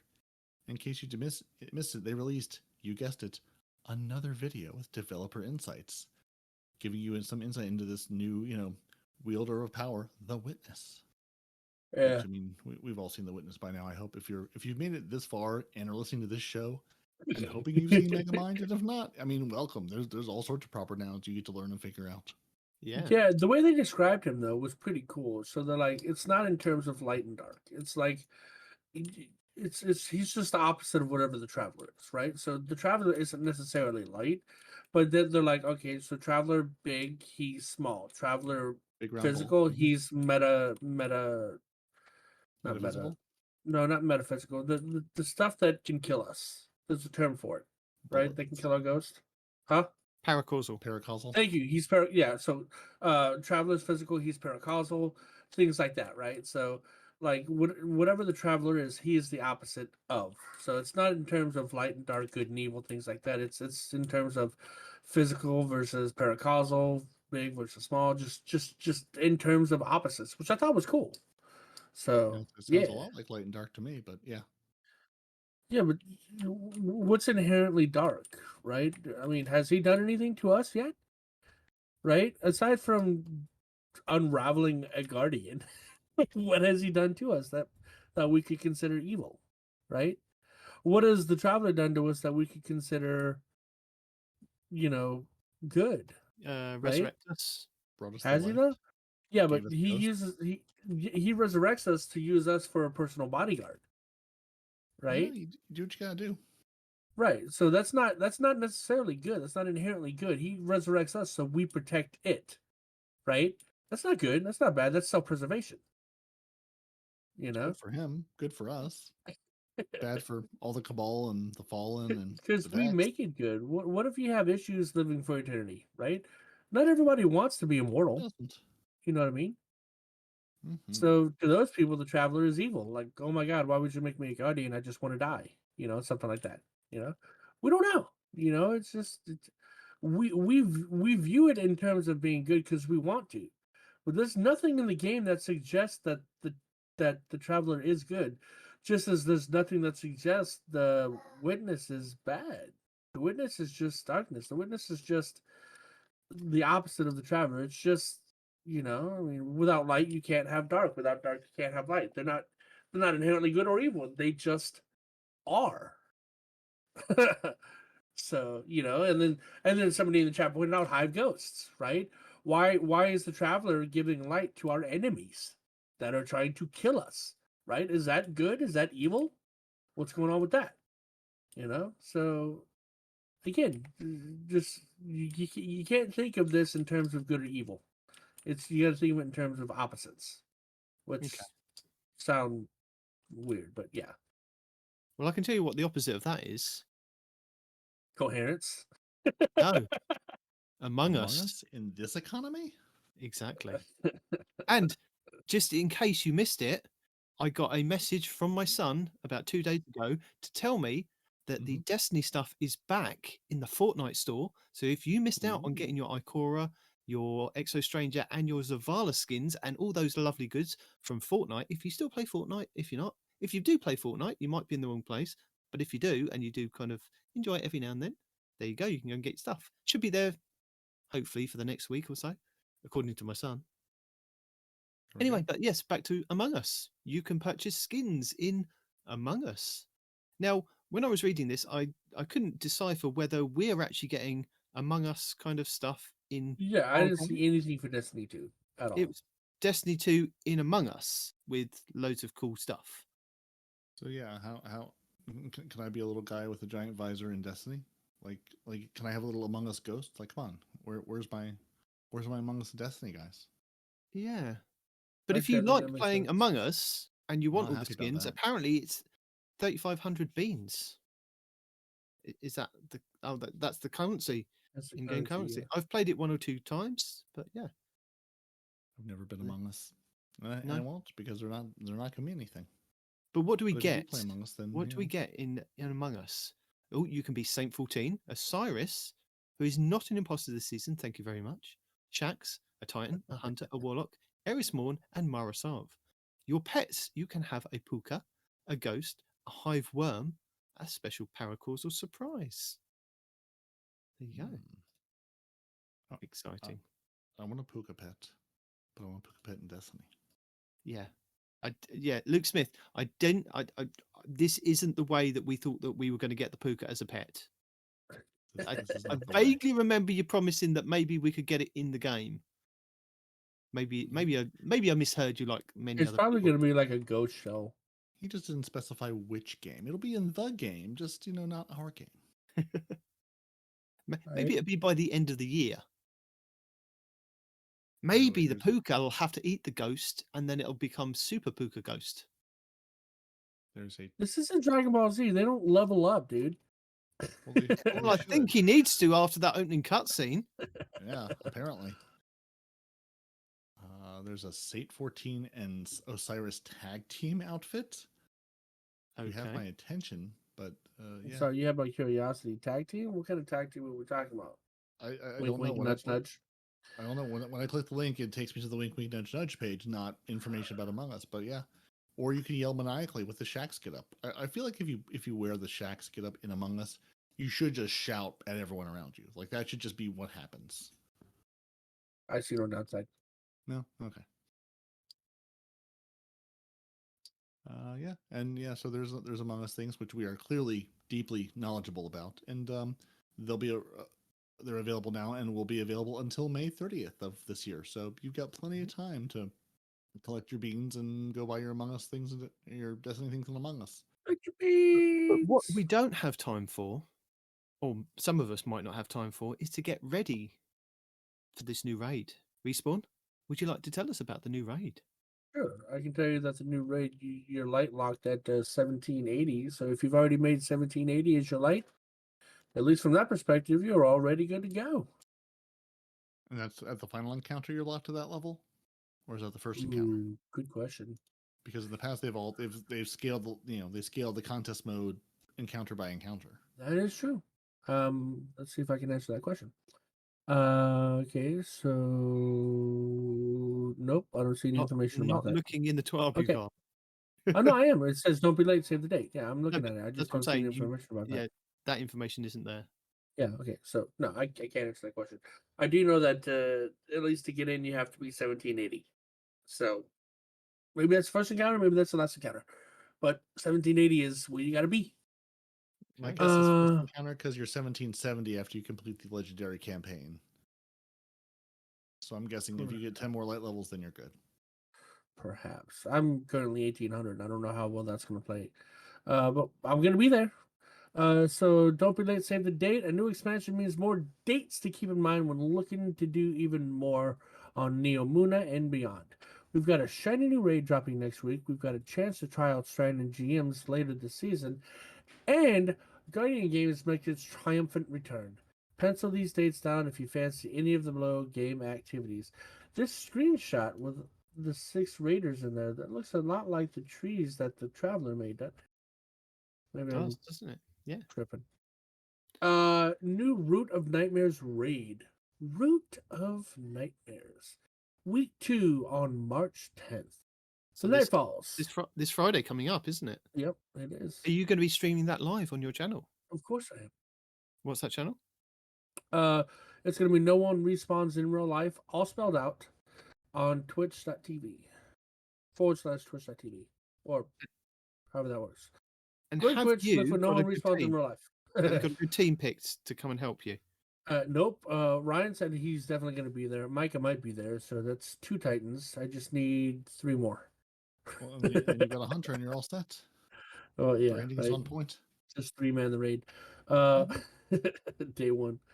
No, we don't have a full team yet, but I still have a week to put that together. Fair enough. We also have Nightfall's Heist Battleground is this week. It's on Mars. No, not we this have week. Next week is Heist Battlegrounds is next week, Tuesday, week 2. I just did the Nightfall, and we're in the Battlegrounds. Is the Mars Battleground right now in the game as we play it? No, it's not. Okay, I'm in a Heist Battleground, so I guess a different Heist Battleground is next week. The week after that, HyperNet Current. I don't know what that is. After that is Arms Dealer. Still in the game. That would be the Near Moon one, Strike. Yep. The HyperNet Current is the Strike. There you go. We have Arms Dealer, still in the game. Yawn. Glassway is going to be week 5 on March 28th. You can't say yawn. Arms Dealer and Lake of Shadows have been updated. If you remember from the trial last week, they have updated them. So there's going to be a little bit more difficulty to doing those strikes. It's not going to be the breeze that we all thought it was going to be. Mm-hmm. So week 4 and week 6 to look out for. Those 2 weeks are going to be updated. But I'm a bit miffed at why we've got the Glassway back again in week 5, because we've only just had that in the last season, and normally they don't repeat at Nightfalls each season. They kind of give them at least one season off. Well, they removed a bunch of them, and all the heists weren't ready to go into the Nightfall rotation, so gotta put something in there. We also have Lake of Shadows the week after Glassway, which is week 6, starting on April 4th. Grandmaster opens up on April 11th. Keep that in your little date book. Trials of Osiris, week 4 is on March 24th. Week 5 is March 31st. Week 7, April 14th. Week 8, April 21st. Week 10, May 9th. Week 11, May 12th. Week 12, May 19th. So you do not get a week 6 or week 9 for trials. Or week 3. Or week 3. Yeah, Trials doesn't come back until March 24th. So if you're going, when can I go play Trials? March 24th is the first weekend it'll be available. Yeah. And when do you not have Trials? When something else is here. And what replaces Trials? The best banner in the world. The Iron Banners. So week 3, week 6, and week 9 looks to be Iron Banner weeks. So if you want to keep those in your little date book. Which actually it says right there next. Yeah, so Nitedemon is adding March 14th that week, April 4th, and April 25th to his calendar. Of those, you are 3. Count them 3 Iron Banner weeks. And then the Guardian Games. Now that everybody's had their chance to be on the statue, are we going to play for keeps this time, or are we going to be lazy about it? Is the loot going to be worth the grind? Are hunters going to give a damn? What is going to be the next Guardian Games? Are we going to make another bet? I think he's. Let me see the loot before I determine whether or not we're going to make a bet. Hey, hunters are about loot, man. If the loot sucks, they don't care. Yeah, but you knew that going in last time. Yeah, I knew that, but we all knew Warlocks were going to win. I just can't go against hunters. So it's just how it is. So, tiny minor baby spoiler that we've already referenced a couple of times. I just want to share this tweet by Gathalion that said, "I love the idea that the Witness tore a hole in space-time through our Traveler, and we're still like, Guardian Games? Huh? Yeah, right? It's so dumb. It's so dumb. And they're like, oh, well, they've gone where we cannot follow. It's still there. Why can't we follow? It doesn't make any sense. Whatever. Okay, Respawn, I'm going to need you to read the line under player support report in your most exuberant voice possible. Oh my God, Puka's high! Perfection. And a new expansion means a new player support team is working on making the game run smoothly. And, as always, here's their report. First report, consoles. They need updates. Players on PS4 and Xbox Series X and S both encountered issues logging into Destiny after the 7001 update, and are advised to take a look at the following pinned threads, and they have troubleshooting steps, so if you're still trying to get in on PS4 or the Xbox Series S and X, they have threads for you. The PS4, I'm guessing, is similar to the Xbox Series X, where you needed to basically delete a whole bunch of the old content in order to get into the game. So if you're loading Destiny and you're sitting on a screen that just says connecting in the lower right-hand corner, and you never progress past that, you need to go read these threads and delete a whole bunch of old content from the game. And that, like for the Xbox, it was basically get rid of everything from Forsaken, the Curse of Osiris, the Warmind expansion, Cage Exotic Stash. Basically, remove all of those add-ons, then the game will work for you. So if you haven't been able to get in, check out those threads. They will get you into the game. If you're trying to do the HyperNet Current Strike, the new one on Neomuna, the strike is not progressing step 13 of the Lightfall campaign if players completed the strike for the first time in a fire team before reaching the quest step. So if you're in a fire team, you all need to be on step 13 of the campaign in order for the quest to progress normally. They're currently working on a fix for players who remain blocked by this issue. But if you're stuck, grab another character and work on the campaign, and then when they fix it, you can continue to progress your current campaign. Yeah. The same thing happened to Micah. What he did is he ended up using my brother as a scapegoat. And when my brother got to that point, Micah joined his fire team, and he was able to get past that step. Nice. So, very good. Yeah. Find a friend, a clanmate, a buddy, and go, hey, I'm going to join this with you, and hope for the best that it precedes me through it. Your disorienting blow, no, you're not. It's been disabled due to an issue. The Arc Hunter's disorienting blow melee ability has been disabled. It will be re-enabled in a future update. I don't know what this one is. I can't remember if I put this in the report roundup of what the issue was and why it was disabled, but no disorienting blow for you hunters. The Oton has been disabled in the Crucible due to an issue. They've temporarily disabled it in all Crucible modes. It will also be re-enabled in a future update. That one I do know, it's because for every green brick, it was giving you 10 shots for the Oton. And that's entirely too many shots. Instead of laser tag weekend, we're going to have toasty weekend, which would have been fun, but not quite what they're going for. Lightfall Xbox pre-orders. A number of people have had their purchases refunded by their financial institution or platform. So if you think you bought the game, make sure you actually bought the game and neither the platform nor your financial institution refunded the purchase, because if you didn't actually buy it, you can't actually play the game. If issues do persist, Bungie recommends reaching out to Xbox support to verify the pre-order was actually successfully complete. I guess there's issues with things just, because even if you pre-ordered 6 months ago, they don't actually take your money until the game comes out. So I guess there's been some issues around them actually taking your money. And also make sure you, put on a card that has the money there, and, all those good things. And as always, there's just known issues, because I have issues, you have issues, we all know about the issues. If you open the commendation snapshot screen on consoles, your game may crash. It may not be, but it may. They're investigating an issue preventing players from creating Find Fire. Never mind. There was an issue in creating Find Fire Team posts via Bungie in the companion app. That has now been fixed as of the 2nd of March, they say. So it no longer be an issue.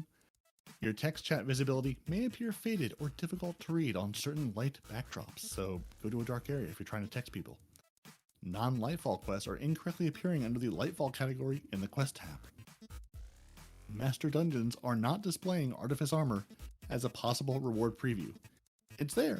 The armor is still there. They just won't tell you about it. It's a secret. The names of the Season of Defiance Season Pass Ornament set and Seasonal Armor sets are swapped.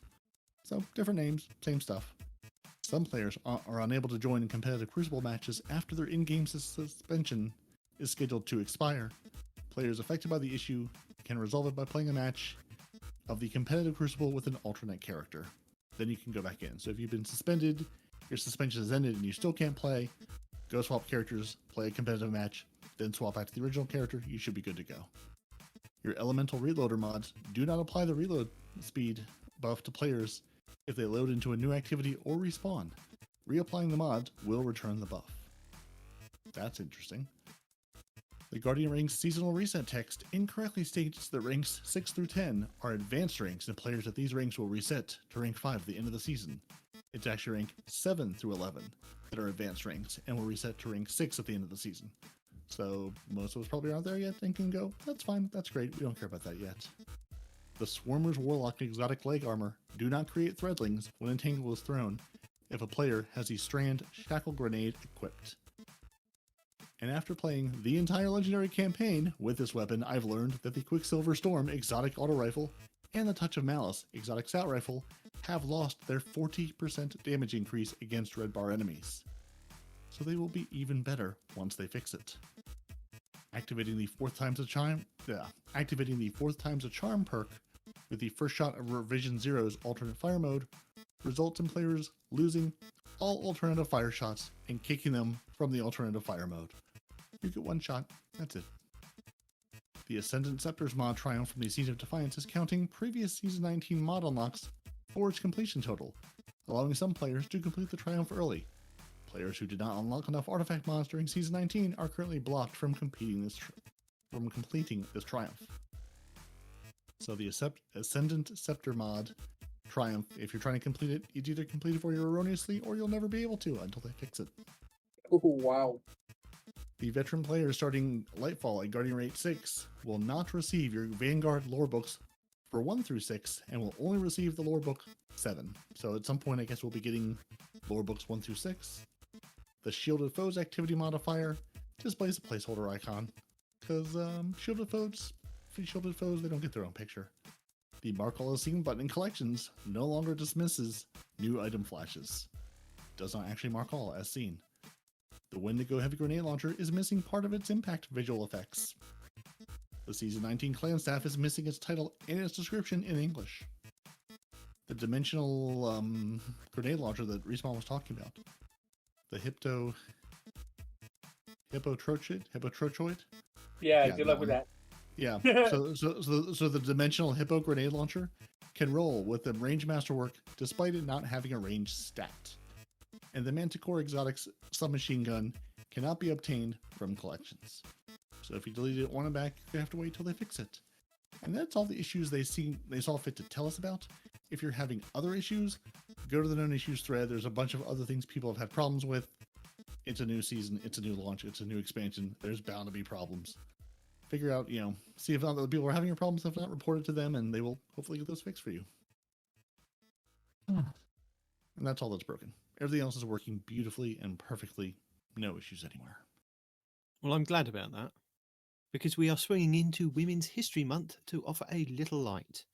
Join Bungie in celebrating Women's History Month for the entire month of March. All proceeds from the purchase of the International Women's Day pin on the Bungie store will go directly to Futures Without Violence to help achieve their mission of creating healthier families and violence-free tomorrow. Additionally, for the first time, the Empowered Voices emblem will be available directly through the Bungie Foundation for $10 donation. All donations received during March will also support Futures Without Violence. There you go. I did actually buy one of those pins a long time ago and gave it to my wife. I didn't get the emblem. Never mind. Actually, maybe I did. Maybe, I can't remember now. I think I did. I'll have to have a look in the collections. You have to go look and find out. Not that she actually lives in a violent home. I'm not saying that she lives in a violent home. If you just, I just bought it for her to put on her bag. She doesn't know it's anything to do with She lives in the violent home. She's just the one that causes the violence. No, but she's wearing. She's got something on her bag that has something to do with Bungie, and she doesn't know. Uh-oh. So if she ever hears this, there will be a source of violence in the home. Look, give it 6 months to this Phoenix has listened to this, because I think he's behind actually at the moment in listening to the podcast. 6 months, and then you'll get the repercussions from it. Does he rat you out? Really? Of course he will. There will be a very special Alexa-only edition of the show with a certain line redacted. And there are some fantastic movies this week. I haven't had a chance to look at any of them, but they look, from just like the little pictures, they look pretty cool, and some of the actual pictures look good as well. Yeah, they sort of did like a who's who roundup, like a bunch of different studios basically saying, hey, congratulations for getting Nightfall out the door, which, as someone pointed out, I saw, like, hey, this is the first big expansion we had that wasn't delayed. There was no big delay. It was no big anything. It got out on time, and, knock on wood, mostly working. So congrats to Bungie. And it's working more than I think anybody thought it would work. Seeing as that we've had so many bugs and so many issues, like big bugs and big issues, there hasn't been that many that we kind of know about. I mean, there's obviously the exploits and the cheeses and things that go with some of the things that have kind of happened in the game.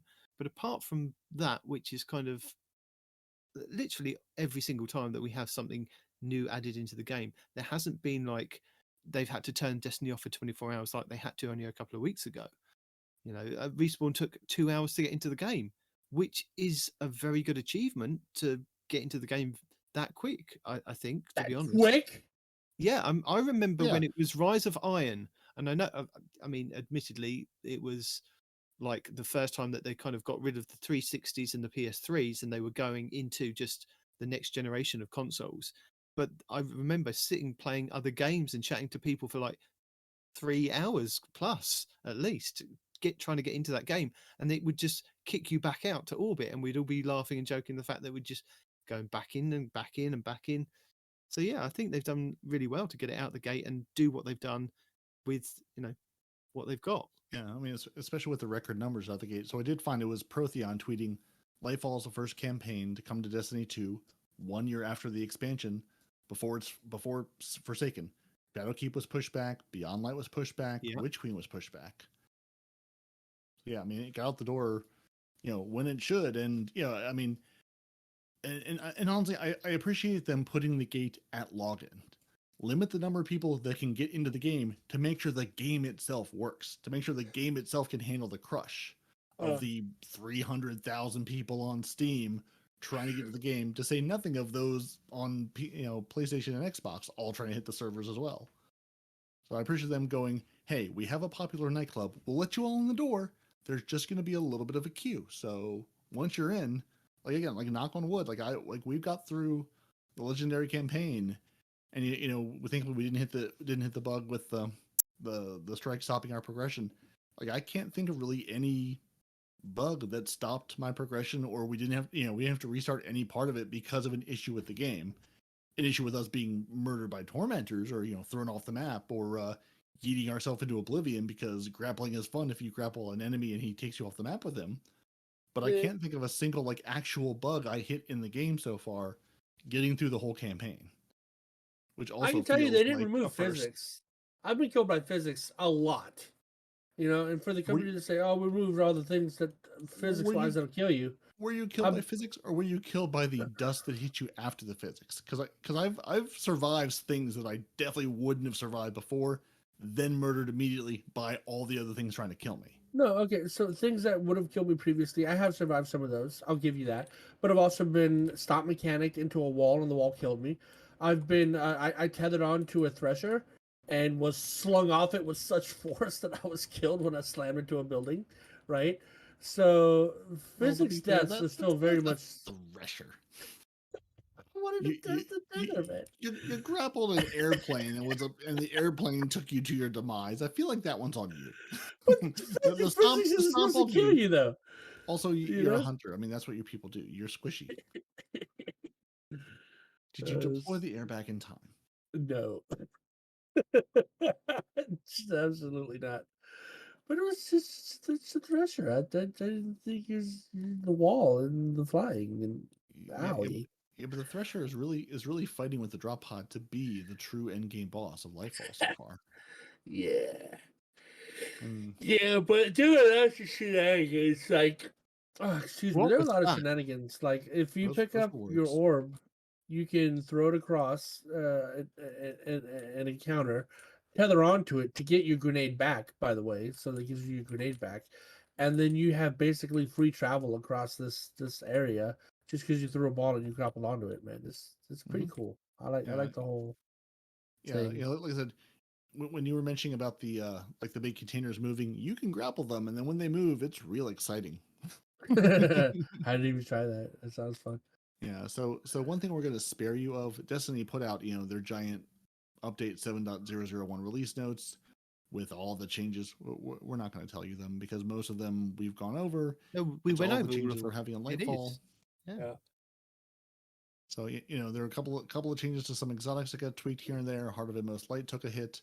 Really, if you've been around the game or listening to anybody this week, you'll see things. Mention the new fragment. So if you just want to go, hey, is this thing changed? Is this different? This looks, I don't remember this being here. You can check out those release notes. They're massive. They're there. And Destiny also put together, have either of you skimmed the Destiny 2 new and returning player guide that they put out today, I think, like Saturday as we record? Or No, I haven't had a chance, to be honest. Yeah. I mean, I sort of glanced through it, and it sort of gives you, again, just some idea on what's in the game, what's a playlist activity, what's a seasonal thing, what's a dungeon, what these expansions are, or the order it came out, and just gave you, really, it's like, what they should have done all along, sort of telling you who these characters are, who the vendors are, That's what cool. the playlist activities, what all these words are, what the classes are, how they see the classes. If you're new and going, which character do I pick? Respawn will tell you Hunter. So Hunter. pick your Hunter, and you can be like all the other hunters in the game. It'll tell you, just this light level. What are the caps? What should I be going toward? Where can I get quickly to? Where slows down? All these little ballies on the ground. What do I do with them? What colors do I want? What should I be looking for? I mean, it really is a good in-depth intro to the game. So if you've got a buddy coming in or someone who's been not in for a while, it is a good spot to just as a refresher of where does Destiny stand today? Because that's the biggest problem of pointing people toward new light stuff or new to the game stuff. It's 6 months old. It's a whole different expansion. There's characters and activities don't exist anymore. So this is a really nice starting point. And hopefully, Bungie, pretty please, hopefully you'll update this at least with every major expansion, maybe seasonally. Keep it fresh, keep it up to date. So if someone's coming to the game today, whenever today is, it'll be useful to them. But it really is a good intro for just what do all these specs? Mobility ideal for hunters, focuses on mobility. Resilience ideal for titans, does this. Recovery ideal for warlocks. Like tells you, hey, here's some intro to what are these stats should you care about. So again, it's what they should have had day one, but at least it's here now. So it's a good thing to toss to people to go, hey, here's this thing I want you to come play with me. Here's a roadmap to get started. Very nice. Now, as far as videos go, right? Have you guys seen the new DPS King? Very exclusive to Titans. Take a drink. I have not, because honestly, I've looked at next to no YouTube this week, except for my boy Plunder has us covered. Plunder. I need a hunter build to see if mine's better or not. But no, there's standard DPS weapons, which are linear fusion rifles are still very good. Especially the multi-shot linear fusion rifles, the through-around burst ones. They're really good for DPS. Like the Fire and Forget from last season. Yep. But the overall DPS King that you can't get anywhere close to, unfortunately, belongs to Titans exclusively. What do I mean by that? You're welcome. There's a heavy glaive in the game, right? A Titan has an exotic that works with it called the Syntheseps, right? When there's 2 or more enemies around, they get a damage buff. Which Xur is selling right now, if you're listening to this live. It's actually a decent roll. I wouldn't bought it myself for my Titan if I ever play her. Point is Syntheseps gives... Originally, the glaive does 20,000 damage per melee hit. This is without using ammo. Yes, that's a lot of damage. Well, the Titan brings that 20 up to 60. So a Titan, every hit does 60,000 damage. You pair that with the Titan bubble, you're getting even more damage, right? So a Titan with Syntheseps in a bubble, using 0 heavy ammo, did almost 1,000,000 damage in the boss testing phase. So is this Error's video, Winterbite is way more broken than it's Astacrossus. Astacrossus video. Yeah. Okay. I'm guessing it's the same thing because I'm looking at a probably the same thing. Heavy glaive, so yeah. Yeah, Astacross did it though, but yeah. Warlocks also get a damage bonus to it. Warlocks can also use their I don't remember the name of the gloves, but the gloves where your powered melee poisons. That also works with the heavy glaive, so you can poison as well as doing damage. Thank you, necrotic grips. Blue was running with that build, and it was just laughing maniacally. Yeah, no, it's broken on warlocks too. Glaive, but the grips. Mm-hmm. And as a warlock, you can rock a heavy glaive, and you can rock a special weapon glaive, and whatever you want for your primary, and just take it to the bank, because nothing's gonna kill you, especially if you're standing in a well. Right? Because this combo we're talking about, those gloves work with any subclass and work with any glaive. So you could be a well lock, standing in a well, beating the living bejesus out of somebody with the glaive, right? And you're going to do a ton of damage. Hunters are the only class that don't get a bonus to the damage with the glaive, and that makes me so sad. And don't get me wrong, it still hits like a truck, but like not warlock and titan levels of damage, and it makes me sad. We hit like a drop pod. You hit like a truck. It's fine. Don't worry. Like 2 days will go by and you'll have something else. Your super can also generate 16 orbs, so I wouldn't feel too sad. Well, that's bugged, and so is the damage that all the supers are doing is also bugged. So that Is whole that thing official is Bungie it's bugged, or is that Respawn? I think it's bugged because I've been killed by it many there times. is people online saying that you can see the damage of 300,000, but you're actually doing damage of 600,000. So either A, the bug is visual and Bungie needs to fix that, or B, the bug is physical and Bungie needs to fix that. Either way, it's not displaying how much damage we're actually doing. Bungie has not said either way yet, but it could also be, in the, again, I read the list of known issues. There's plenty more issues I'm sure they're tracking down, So will you drop those videos into the chat for us so that I can then put them in the show notes for people to go and look at? I dropped the Mastercross DPS meta. Winterbite is insane. DPS tested for Mastercross. Yep. And then there's just regular DPS too before the glaive came out too. Did you get that one? I didn't know we were going to suddenly start talking about videos that we were going to tell people about. So I do have quite a few to go over, unless we have a Respawn's report roundup first. We do have a report roundup. We'll have to see which of these things we've already covered, but it's a surprise. We'll have to find out.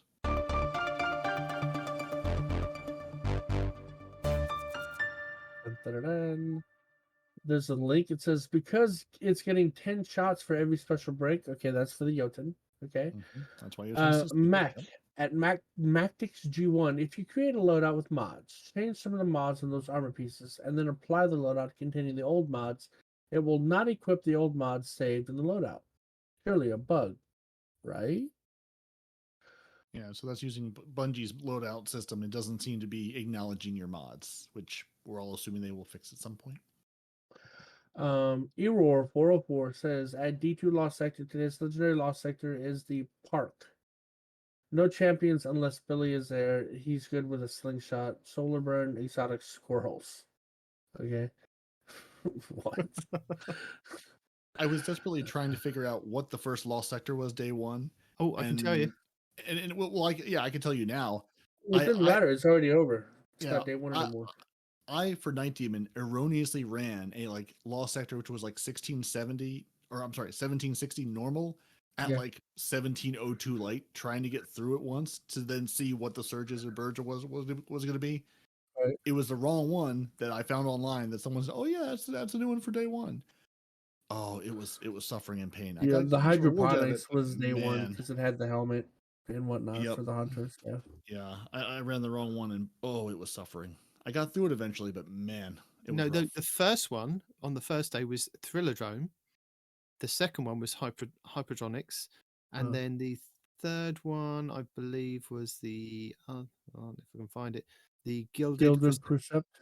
Yep. And then yesterday we had Excavation Site 12 on the EDZ.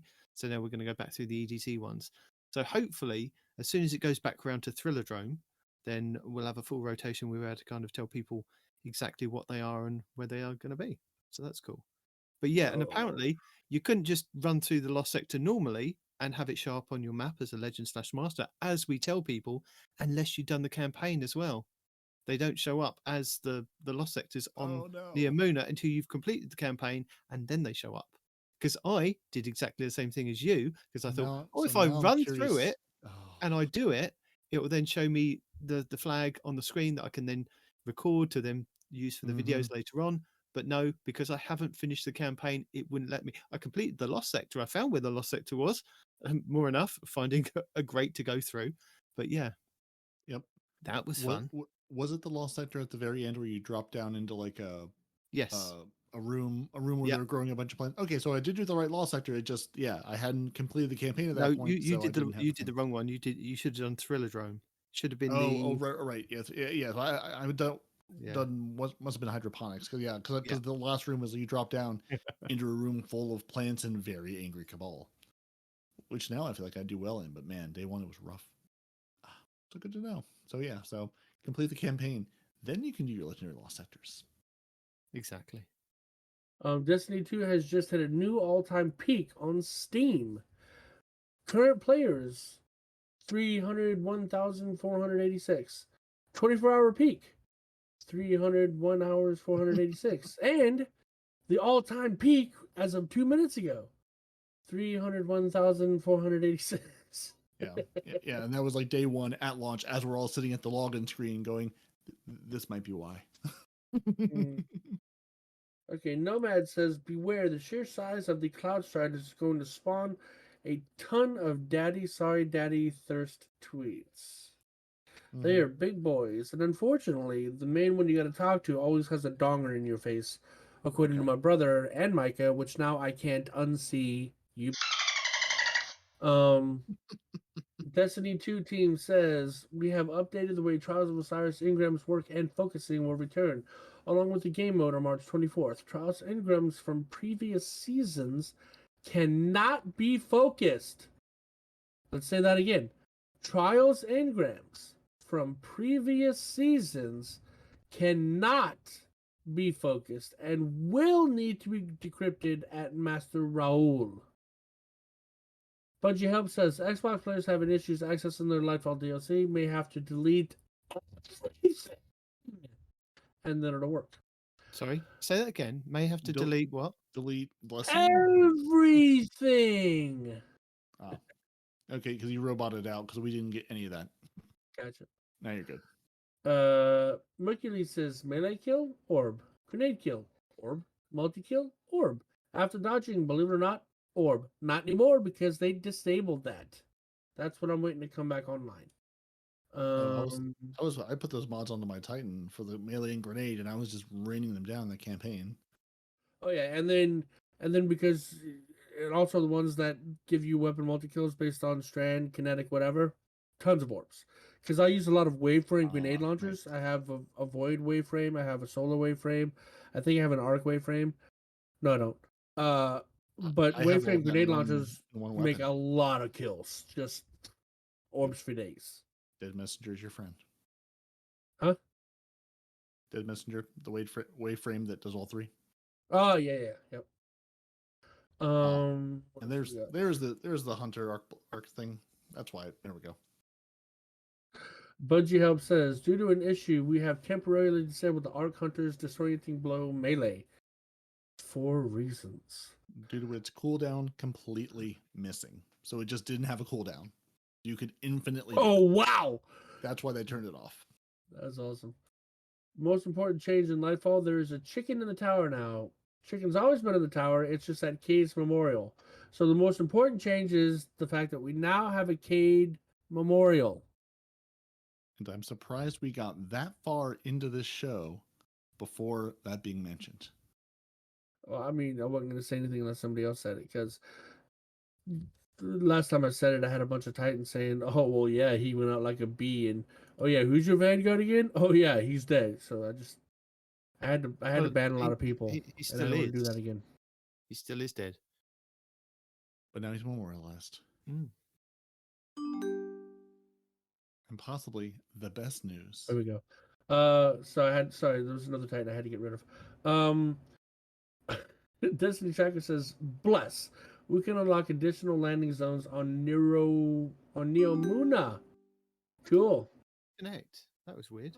Yeah, it was very weird. I don't know what happened. Yeah, we're not sure. We're not sure who might have hit a button to make that happen. So yeah. So if you're mourning that we're going to have another Europa situation of one landing zone, go visit your buddy Nimbus and rank up to, I think it's rank 11 or 12, basically like the top track, the one on the far right, it gives you another landing zone. The fact that you have to unlock that is stupid, though.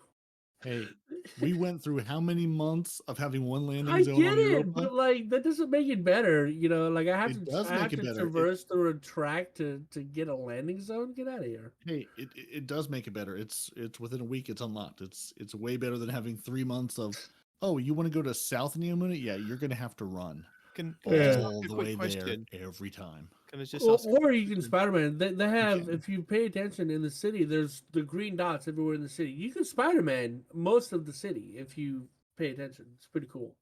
Nice little feature Bungie gave to us. Can I ask a quick question? What? You can. So the reason I was kicked, I take it I was kicked, is because there's a spoiler. So I need to complete the campaign before I finish editing the show. No, the reason you were kicked is because Respawn kicked you for reasons. Okay. I'm confused. So am I. You know who isn't confused? Destiny 2. All Strand fragments are now available for Guardians to acquire. Head to the Pukapon or Neptune after completing the Nightfall campaign to get started. Again, you need currency to purchase them. You can't just grab them. We've resolved an issue blocking play. I'm sorry, this is also Bungie help. We've resolved an issue blocking players in Step 13 of Nightfall Quest. Players can launch into the director version of the HyperNet Current Strike to progress the quest, or jump onto a buddy who's on that quest step, and that'll complete it for you too. We are investigating an issue where some player characters and weapons appear invisible after repeated interactions with the post-activity commendation screen. It is recommended to restart the game app to resolve this issue. Well, we were invisible most of the campaign anyway. I don't have a campaign screen. So if you guys go to the tower, where Hawthorne is now transformed to an accommodations thing, and every 20 accommodations you get an Ingram. I've got a ton of accommodations, but Hawthorne for me is still Hawthorne. I can't get it to do that thing. Have you given out 20? Yes. You're saying yes, but in a question mark. No, I'm saying yes as definitively, because every time I do a thing, I give both players accommodations. Giving yourself both commendations doesn't count. You know that. You can't give yourself any, first of all. I'm sure you probably found a way to do that. What I'd like to know is when you're playing a 4-person activity, then you still only get 2. There should be a special accommodation for the person who doesn't get one because you ran out of them. There should be some sort of like third wheel achievement, or that you get for being the third wheel in some sort of activity enough times. Yeah, or the 4th wheel, or the 5th wheel. Yep. Bungie Help says we're investigating an issue where players can unintentionally skip the end mission cinematic for Defiant Battleground Ed Dead Zed. To avoid this issue, let the mission end and commendations timer reach 0, and do not return to orbit or launch another activity until the cinematic plays. If you skip the cinematic, you can still see it by completing the Defiant Battlegrounds Ed Dead Zed, either from the direct launch node in the Ed Dead Zed or from the playlist in the Helm. Upon completing the mission, do not go to orbit or launch another activity until you see the cinematic play. All Strand fragments are now available. You've repeated that again. Okay. The dimensional hypo kid has lore that talks about reskinning weapons. That lore says, what is this jump from? An old moon base? What do you mean? Just refurbish it. Exodus Indigo Quartermaster. But this is a way better version. It's a waveframe. Oh, dude, waveframe. Oh my god, waveframe heavens are so good. And they're, let me tell you why they're good. Right? Not only is it good for cleaning up ads, because somebody in the chat said it earlier, oh, that's just for ad clear. No.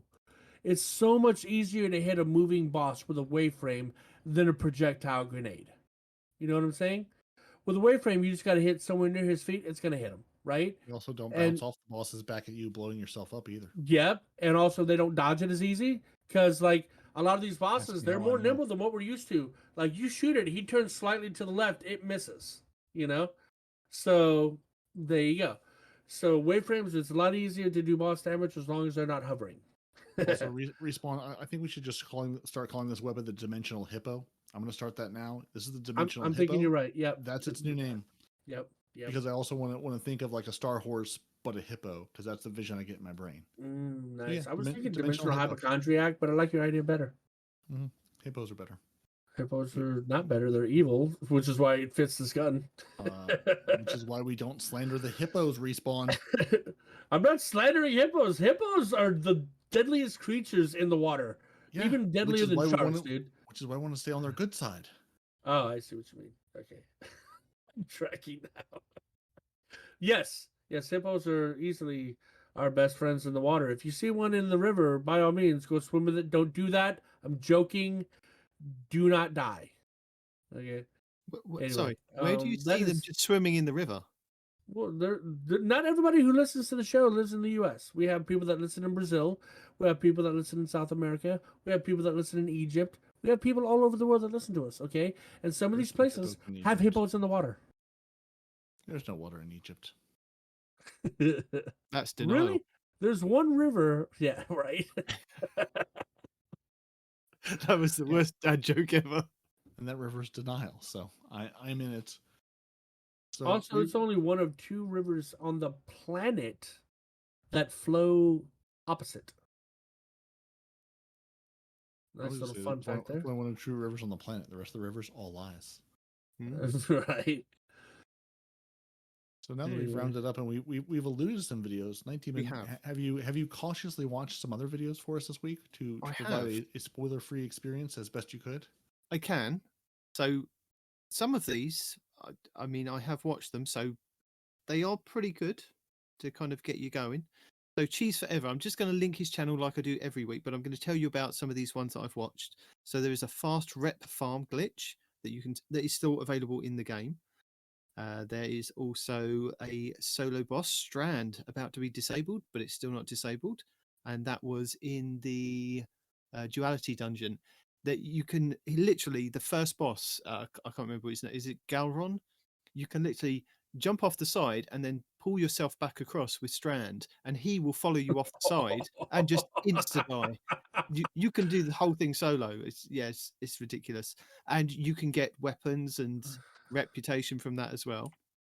While you're on that topic, tormentors, if you're having a hard time with tormentors, when they jump in the air, if you jump off of the map, they will kill themselves.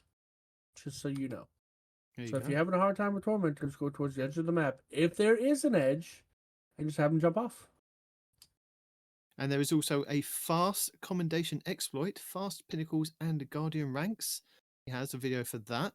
He also has an instant commendation farm with the Witch Queen version that you can just do with 2 of you, but you can the other one, if you have all 6 players, you can do it a lot faster. So I'll put those in the show notes. Oh, just make sure you watch his videos from the link in the show notes. Sorry. We have a make a loadout without weapons or without armor workaround. So if you want to see how to do that, he's got a video on that. And the God roll glitch that you were talking about with the Regnant grenade launcher, where you can just pull it from collections. He's got a guide on that. I will mention that we put out a video this week on how to deal with the tormentors that you have 2 of in the breakneck mission, which I believe is mission 3. So if you're struggling to do that solo on Legend, there's a nice little cheese spot. We have a video out for you. 3.5 minutes long. There you go. You don't even need to watch it to the end. You get the basic gist within 10 seconds. So watch that one. Winter Bite, how to get it. So I know we've all been talking about it. I will stick in the guide from Aztecross on how to get it. And he also has the guide of how to get the final warning exotic quest guide for this sidearm. This sidearm is so good, guys. Let me tell you. I told you it was going to be good, and you all went, no. And a lot of other people were going, no, I want that heavy machine gun. That's going to be amazing. I was the one. Heavy machine gun is ass. It is actual ass. I said it's so bad. Sidearm. I said sidearm. I've called it. It's mine. I want to go and get it. I want to finish this. Do you know why it's good? Do you know why? Look, he spoiled the video in the first couple of seconds. So that one, he should have put a spoiler. Anyway. Spoil the video. I just said it's good. No. Aztecross spoiled the end. Aztecross did. Okay, end of the story. So if you haven't finished the end of the story, finish the end of the story, then go and watch the Aztecross video on how to get the final warning. I guess the same thing with the Winter's Bite, because you have to do that after you've done the campaign. Neomuna regional chests, there is a locations for those, and that is part of a quest or a challenge from 0 to hero. And part 1, Ebontis has got you a guide on how to do that. Week 1, Neptune collectibles. These are the little dolls that you can collect, the action figures. Kimber Prime has got a video on those locations for you. Neomuna City Secrets, and unveiling the secrets of Neomuna, 3 hidden quests that you never knew existed in Destiny 2 from Time Sausage Gaming. Going over a couple of, well, he goes over in the video, he says that, there's a lot of things that kind of haven't come up or aren't unlocked yet in Neomuna, but there are certain chests that you can go and collect now that will give you triumphs. Who said this? Time Sausage Gaming. Time Sausage Gaming. I need to check that out. And a PSA. Trust ornaments are back in Destiny 2, which also means the Trust hand cannon is back in Destiny 2 in Gambit. So if you like that Trust hand cannon, then you could go and get it. And Dan Shy has put a video out that I'd like to highlight. If you want to go and see what the Trust is like and what the ornaments are, go and check that video out. And then our friend of the show, Froggy618157725, has an out of bounds grappling flying with Strand. We knew that didn't take long. Infinite flying, unlimited height. Fantastic. There's also another video somebody put in our Discord. I tried to find it before today's show and I couldn't find it. But in our Discord, there's a video showing a hunter clearing the entire length of the King's Fall raid. You know, where you got to jump on the little floating ships and whatnot that disappear. He just used grapple and a sword to cross the entire thing, and get the secret chest solo without ever touching the ground. I was just like, that's insane. The way he did it never would have even occurred to me. Well, if Respawn finds that video, we will put that also in the show notes. And any other guides that come up in the next couple of weeks, I will make sure that I put them in the show notes for any collectibles, any secrets that kind of go along with either the season or Lightfall in general, as we did with Witch Queen, which are still in our show notes. So you can go and check those out if you're behind in those.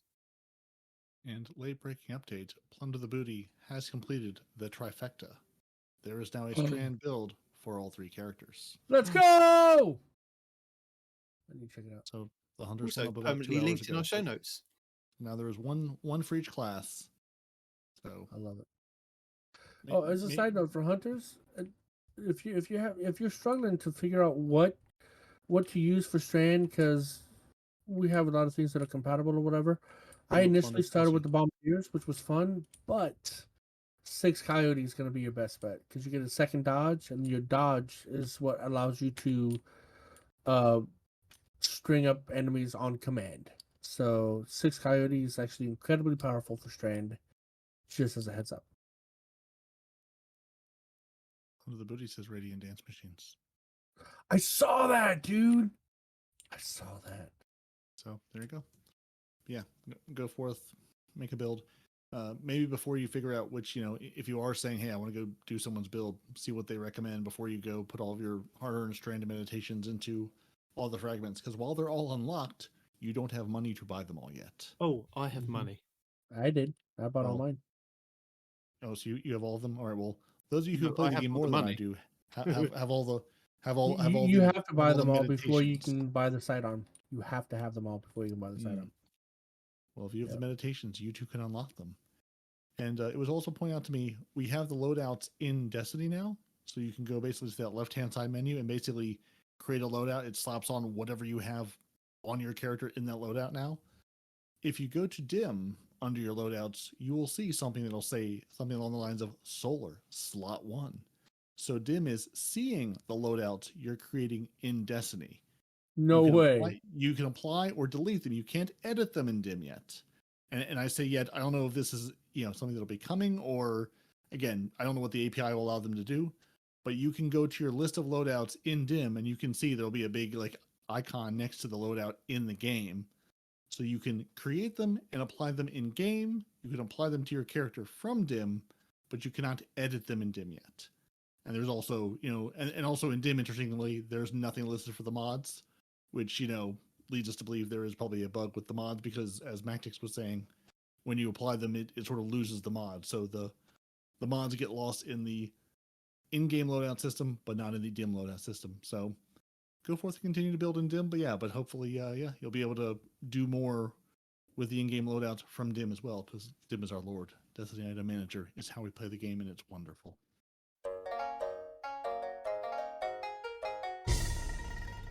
Hello and welcome to the second week of Season 20, Season of Defiance, starting on March 7th, 2023.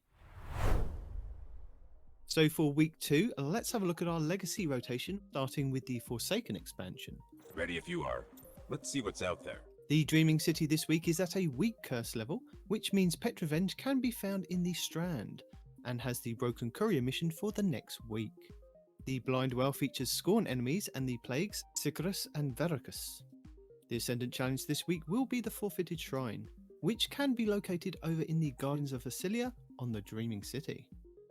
Next up, the Shadowkeep expansion. On the Moon, the weekly story mission is Beyond.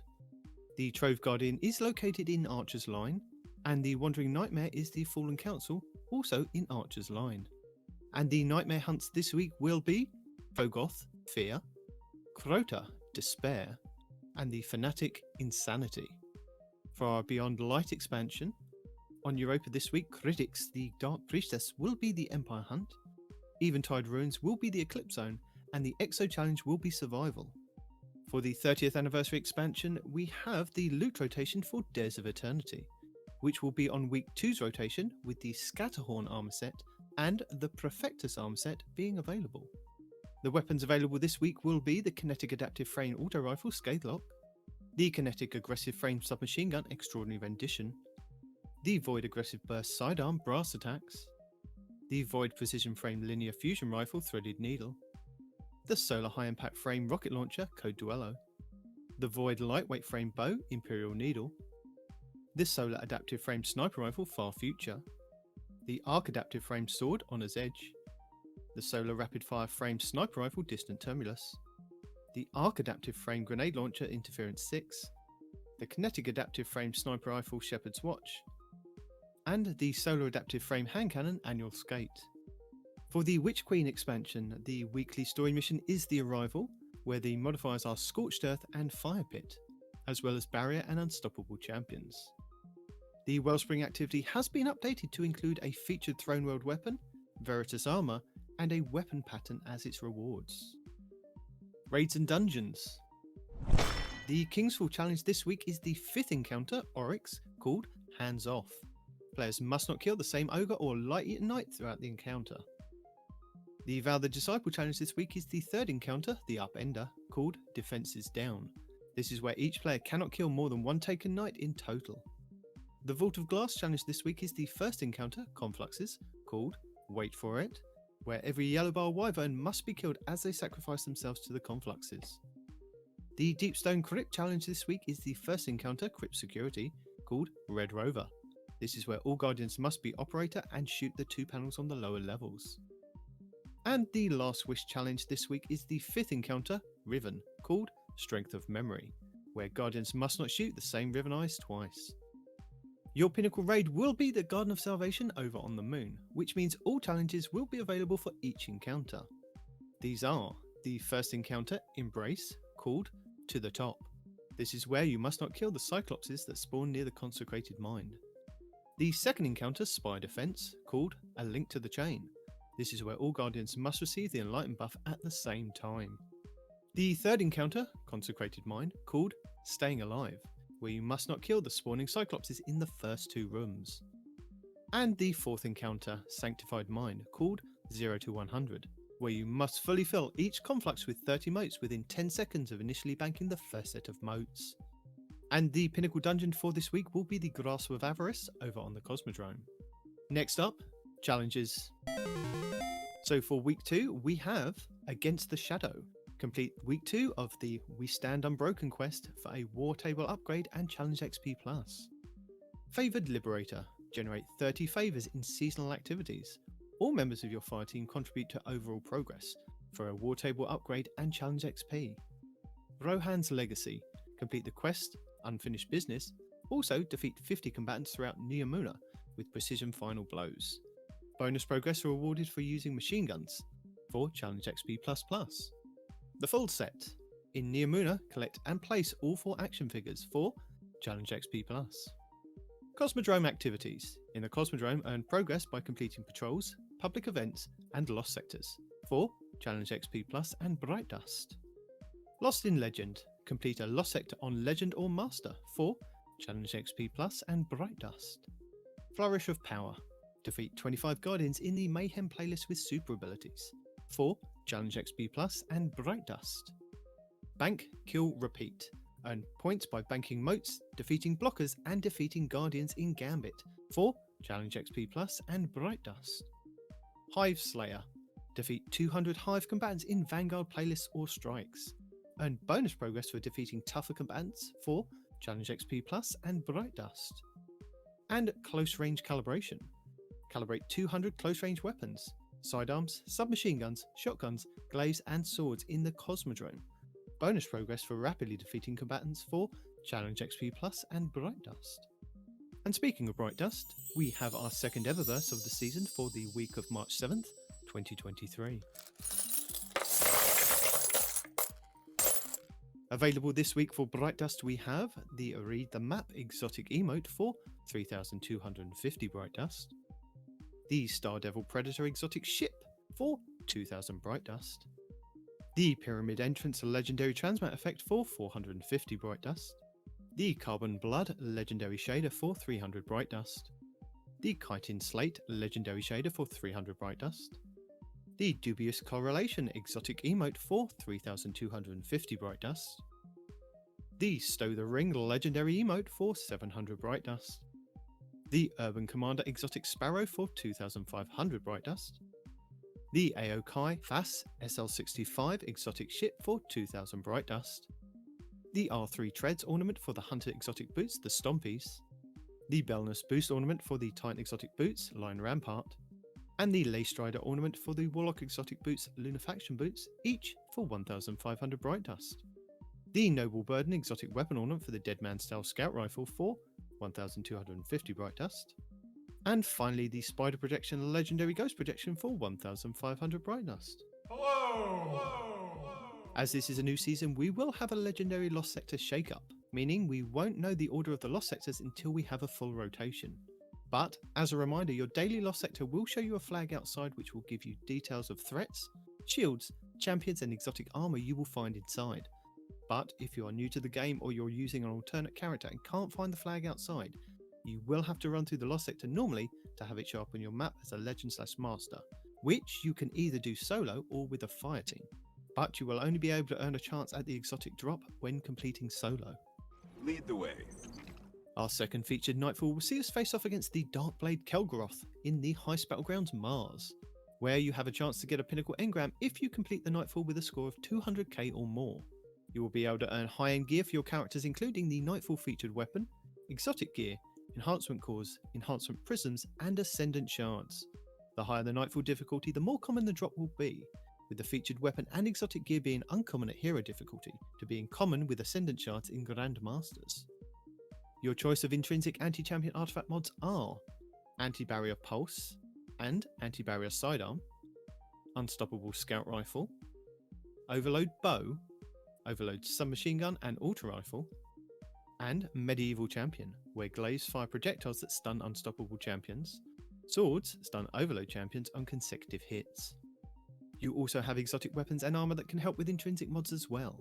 For Anti-Barrier, the Kinetic Bow Wish Ender, the Kinetic Linear Fusion Rifle Arbalest, the new Kinetic Pulse Rifle Revision 0, the Solar Energy Hand Cannon Ariana's Vow, the Solar Heavy Sword the Lament, and the Titan Exotic Gauntlets Second Chance, which gain a second charge of your shield throw melee which becomes shield piercing and stuns barrier champions. For Unstoppable, the Kinetic Fusion Rifle Bastion, the Kinetic Hand Cannon Malfeasance, the Solar Energy Sidearm Devil's Ruin, the Void Heavy Bow Leviathan's Breath, and the Hunter Gauntlets Athris's Embrace, which have a chance to stun an unstoppable champion with their empowered weighted knife. And for Overload, the Void Energy Bow Le Monarch, the Arc Energy Linear Trace Rifle Divinity, the Arc Heavy Machine Gun Thunderlord, and the Warlock Exotic Boots the Secant Filaments, which when you drop an Empowering Rift, any weapon that is fired from inside that well can cause an Overload champion to be stunned. Next up, Lord Shaxx brings Mayhem to the featured Crucible playlist for this second week of the season. Delightful! Mayhem is where two teams of 6 players go head-to-head in a clash-type mode. Abilities and supers charge at an extremely faster rate than usual. Respawns are instant, and power ammo spawns are also much faster than usual. With a time limit of 10 minutes, the first team to get 125 eliminations is the winner. Also, as a reminder, this being the beginning of the season, Trials of Osiris is on hiatus until its return in week 4, beginning March 24th, 2023. That is amazing. Don't be late and save the date. The new raid, Root of Nightmares, will be dropping this coming week on Friday, March 10th at 9 AM PDT. Players will have 48 hours to complete this new raid under contest mode to unlock exclusive rewards. If you're unfamiliar with contest mode, this essentially evens the playing field for all participants and caps all players at 20 power below the recommendation for each encounter, making it a good old challenge. So good luck and Godspeed if you're attempting the day one raid. There is also double XP in the Crucible next week, so if you want to fast track in getting that sweet new ritual weapon, the Ecliptic Distaff Glaive, and Crucible Ornament, the Vermeil Spindle, then this will be a good start. And that's it for our second week of Season of Defiance. Guardian down. You know who else is wonderful? Me. I know. Respawn's pretty wonderful. That's pretty wonderful. And our lovely patrons are wonderful. Zep Orbit, maybe the most wonderful, for trying to threaten us with a good time. Our Otter Dance strip of the T-Rex King, dedicated to M64 and the Scarlet Cam. Truly, truly wonderful. Carver 2782, We Noble, Golden God 1562, basically NACL, and Zombie Pops. Completely wonderful. And showering grenades at us. I don't know if they're going to continue to shower grenades or if they're going to throw tethers at us. It's hard to say with Strand now. But finally, Deacon approves of Destiny, approves of the lovely game, and approves of PP Pipe and Lord Master Chaos. And we appreciate each and every one of you lovely human beings that support us. And if you would also like to be a lovely human being that supports us, you can go to patreon.com/TTAH and toss a couple of shekels our way. We appreciate it, and it'll help us keep doing what we're doing. And I think, now that we've made it through, without spoiling too many things for Nitedemon, I'm going to give you a spoiler and say this is the end of the show. So thank you for joining us. Your Titans are Peroty and Nitedemon, your hunters no one responds in real life, your lore scribe is not ARF, out there in that beautiful new library on Neomuna that I just look at and go, it's going to be destroyed. We're going to destroy this thing. It's going to get wrecked. You can email the show at twotitansandahunter@hotmail.com. We're on YouTube, Twitter, Instagram, Facebook, really anywhere you want us to be. Two Titans and a Hunter. Find the show wherever you get your podcasts.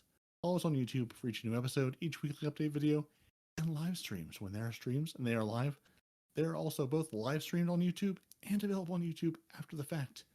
You can go to twotitansandahunter.com for finding all of the ways to find our show. And again, we have our lovely Patreon, patreon.com/TTAH. If you're looking for more casual encounter, coffee.com, ko-fi.com/twotitansandahunter. And if you want the thrill of live action, spicy language, and the truly word-stumbling, stuttering live edition of the show, twitch.tv/no one responds in real life. Or if you want to keep your streams more family-friendly like a proper British gentleman should, you should head over to twitch.tv/twotitansandahunter. Click the buttons there, click the bells there, and it will tell you when each of those lovely human beings go live. And until next week, I'll be swinging through Neomuna, launching myself off the edge, attempting not to die in every single hole, but, probably failing. Yeet. And I will be attempting to finish the story so that we can actually talk spoilers next week. Huzzah! And Respawn will be attempting to get that day one clear in that glorious belt. I will be. I will be doing that. Maybe if you bribe Deacon, she'll give you some of the hints she's given to Salta Greppo and company. Maybe. I just wish that she'd get on Bungie's butt about how long it takes to get your raid jacket. I'd like to have it the same fiscal year that I won it, if that's okay. It's not okay. What's that? It's not okay. Bungie says no. No. You know what I say? Alonzi. La Ravedere. Deuces. You can't have two. You can't have three. Two Titans and a Hunter, a Destiny 2 podcast.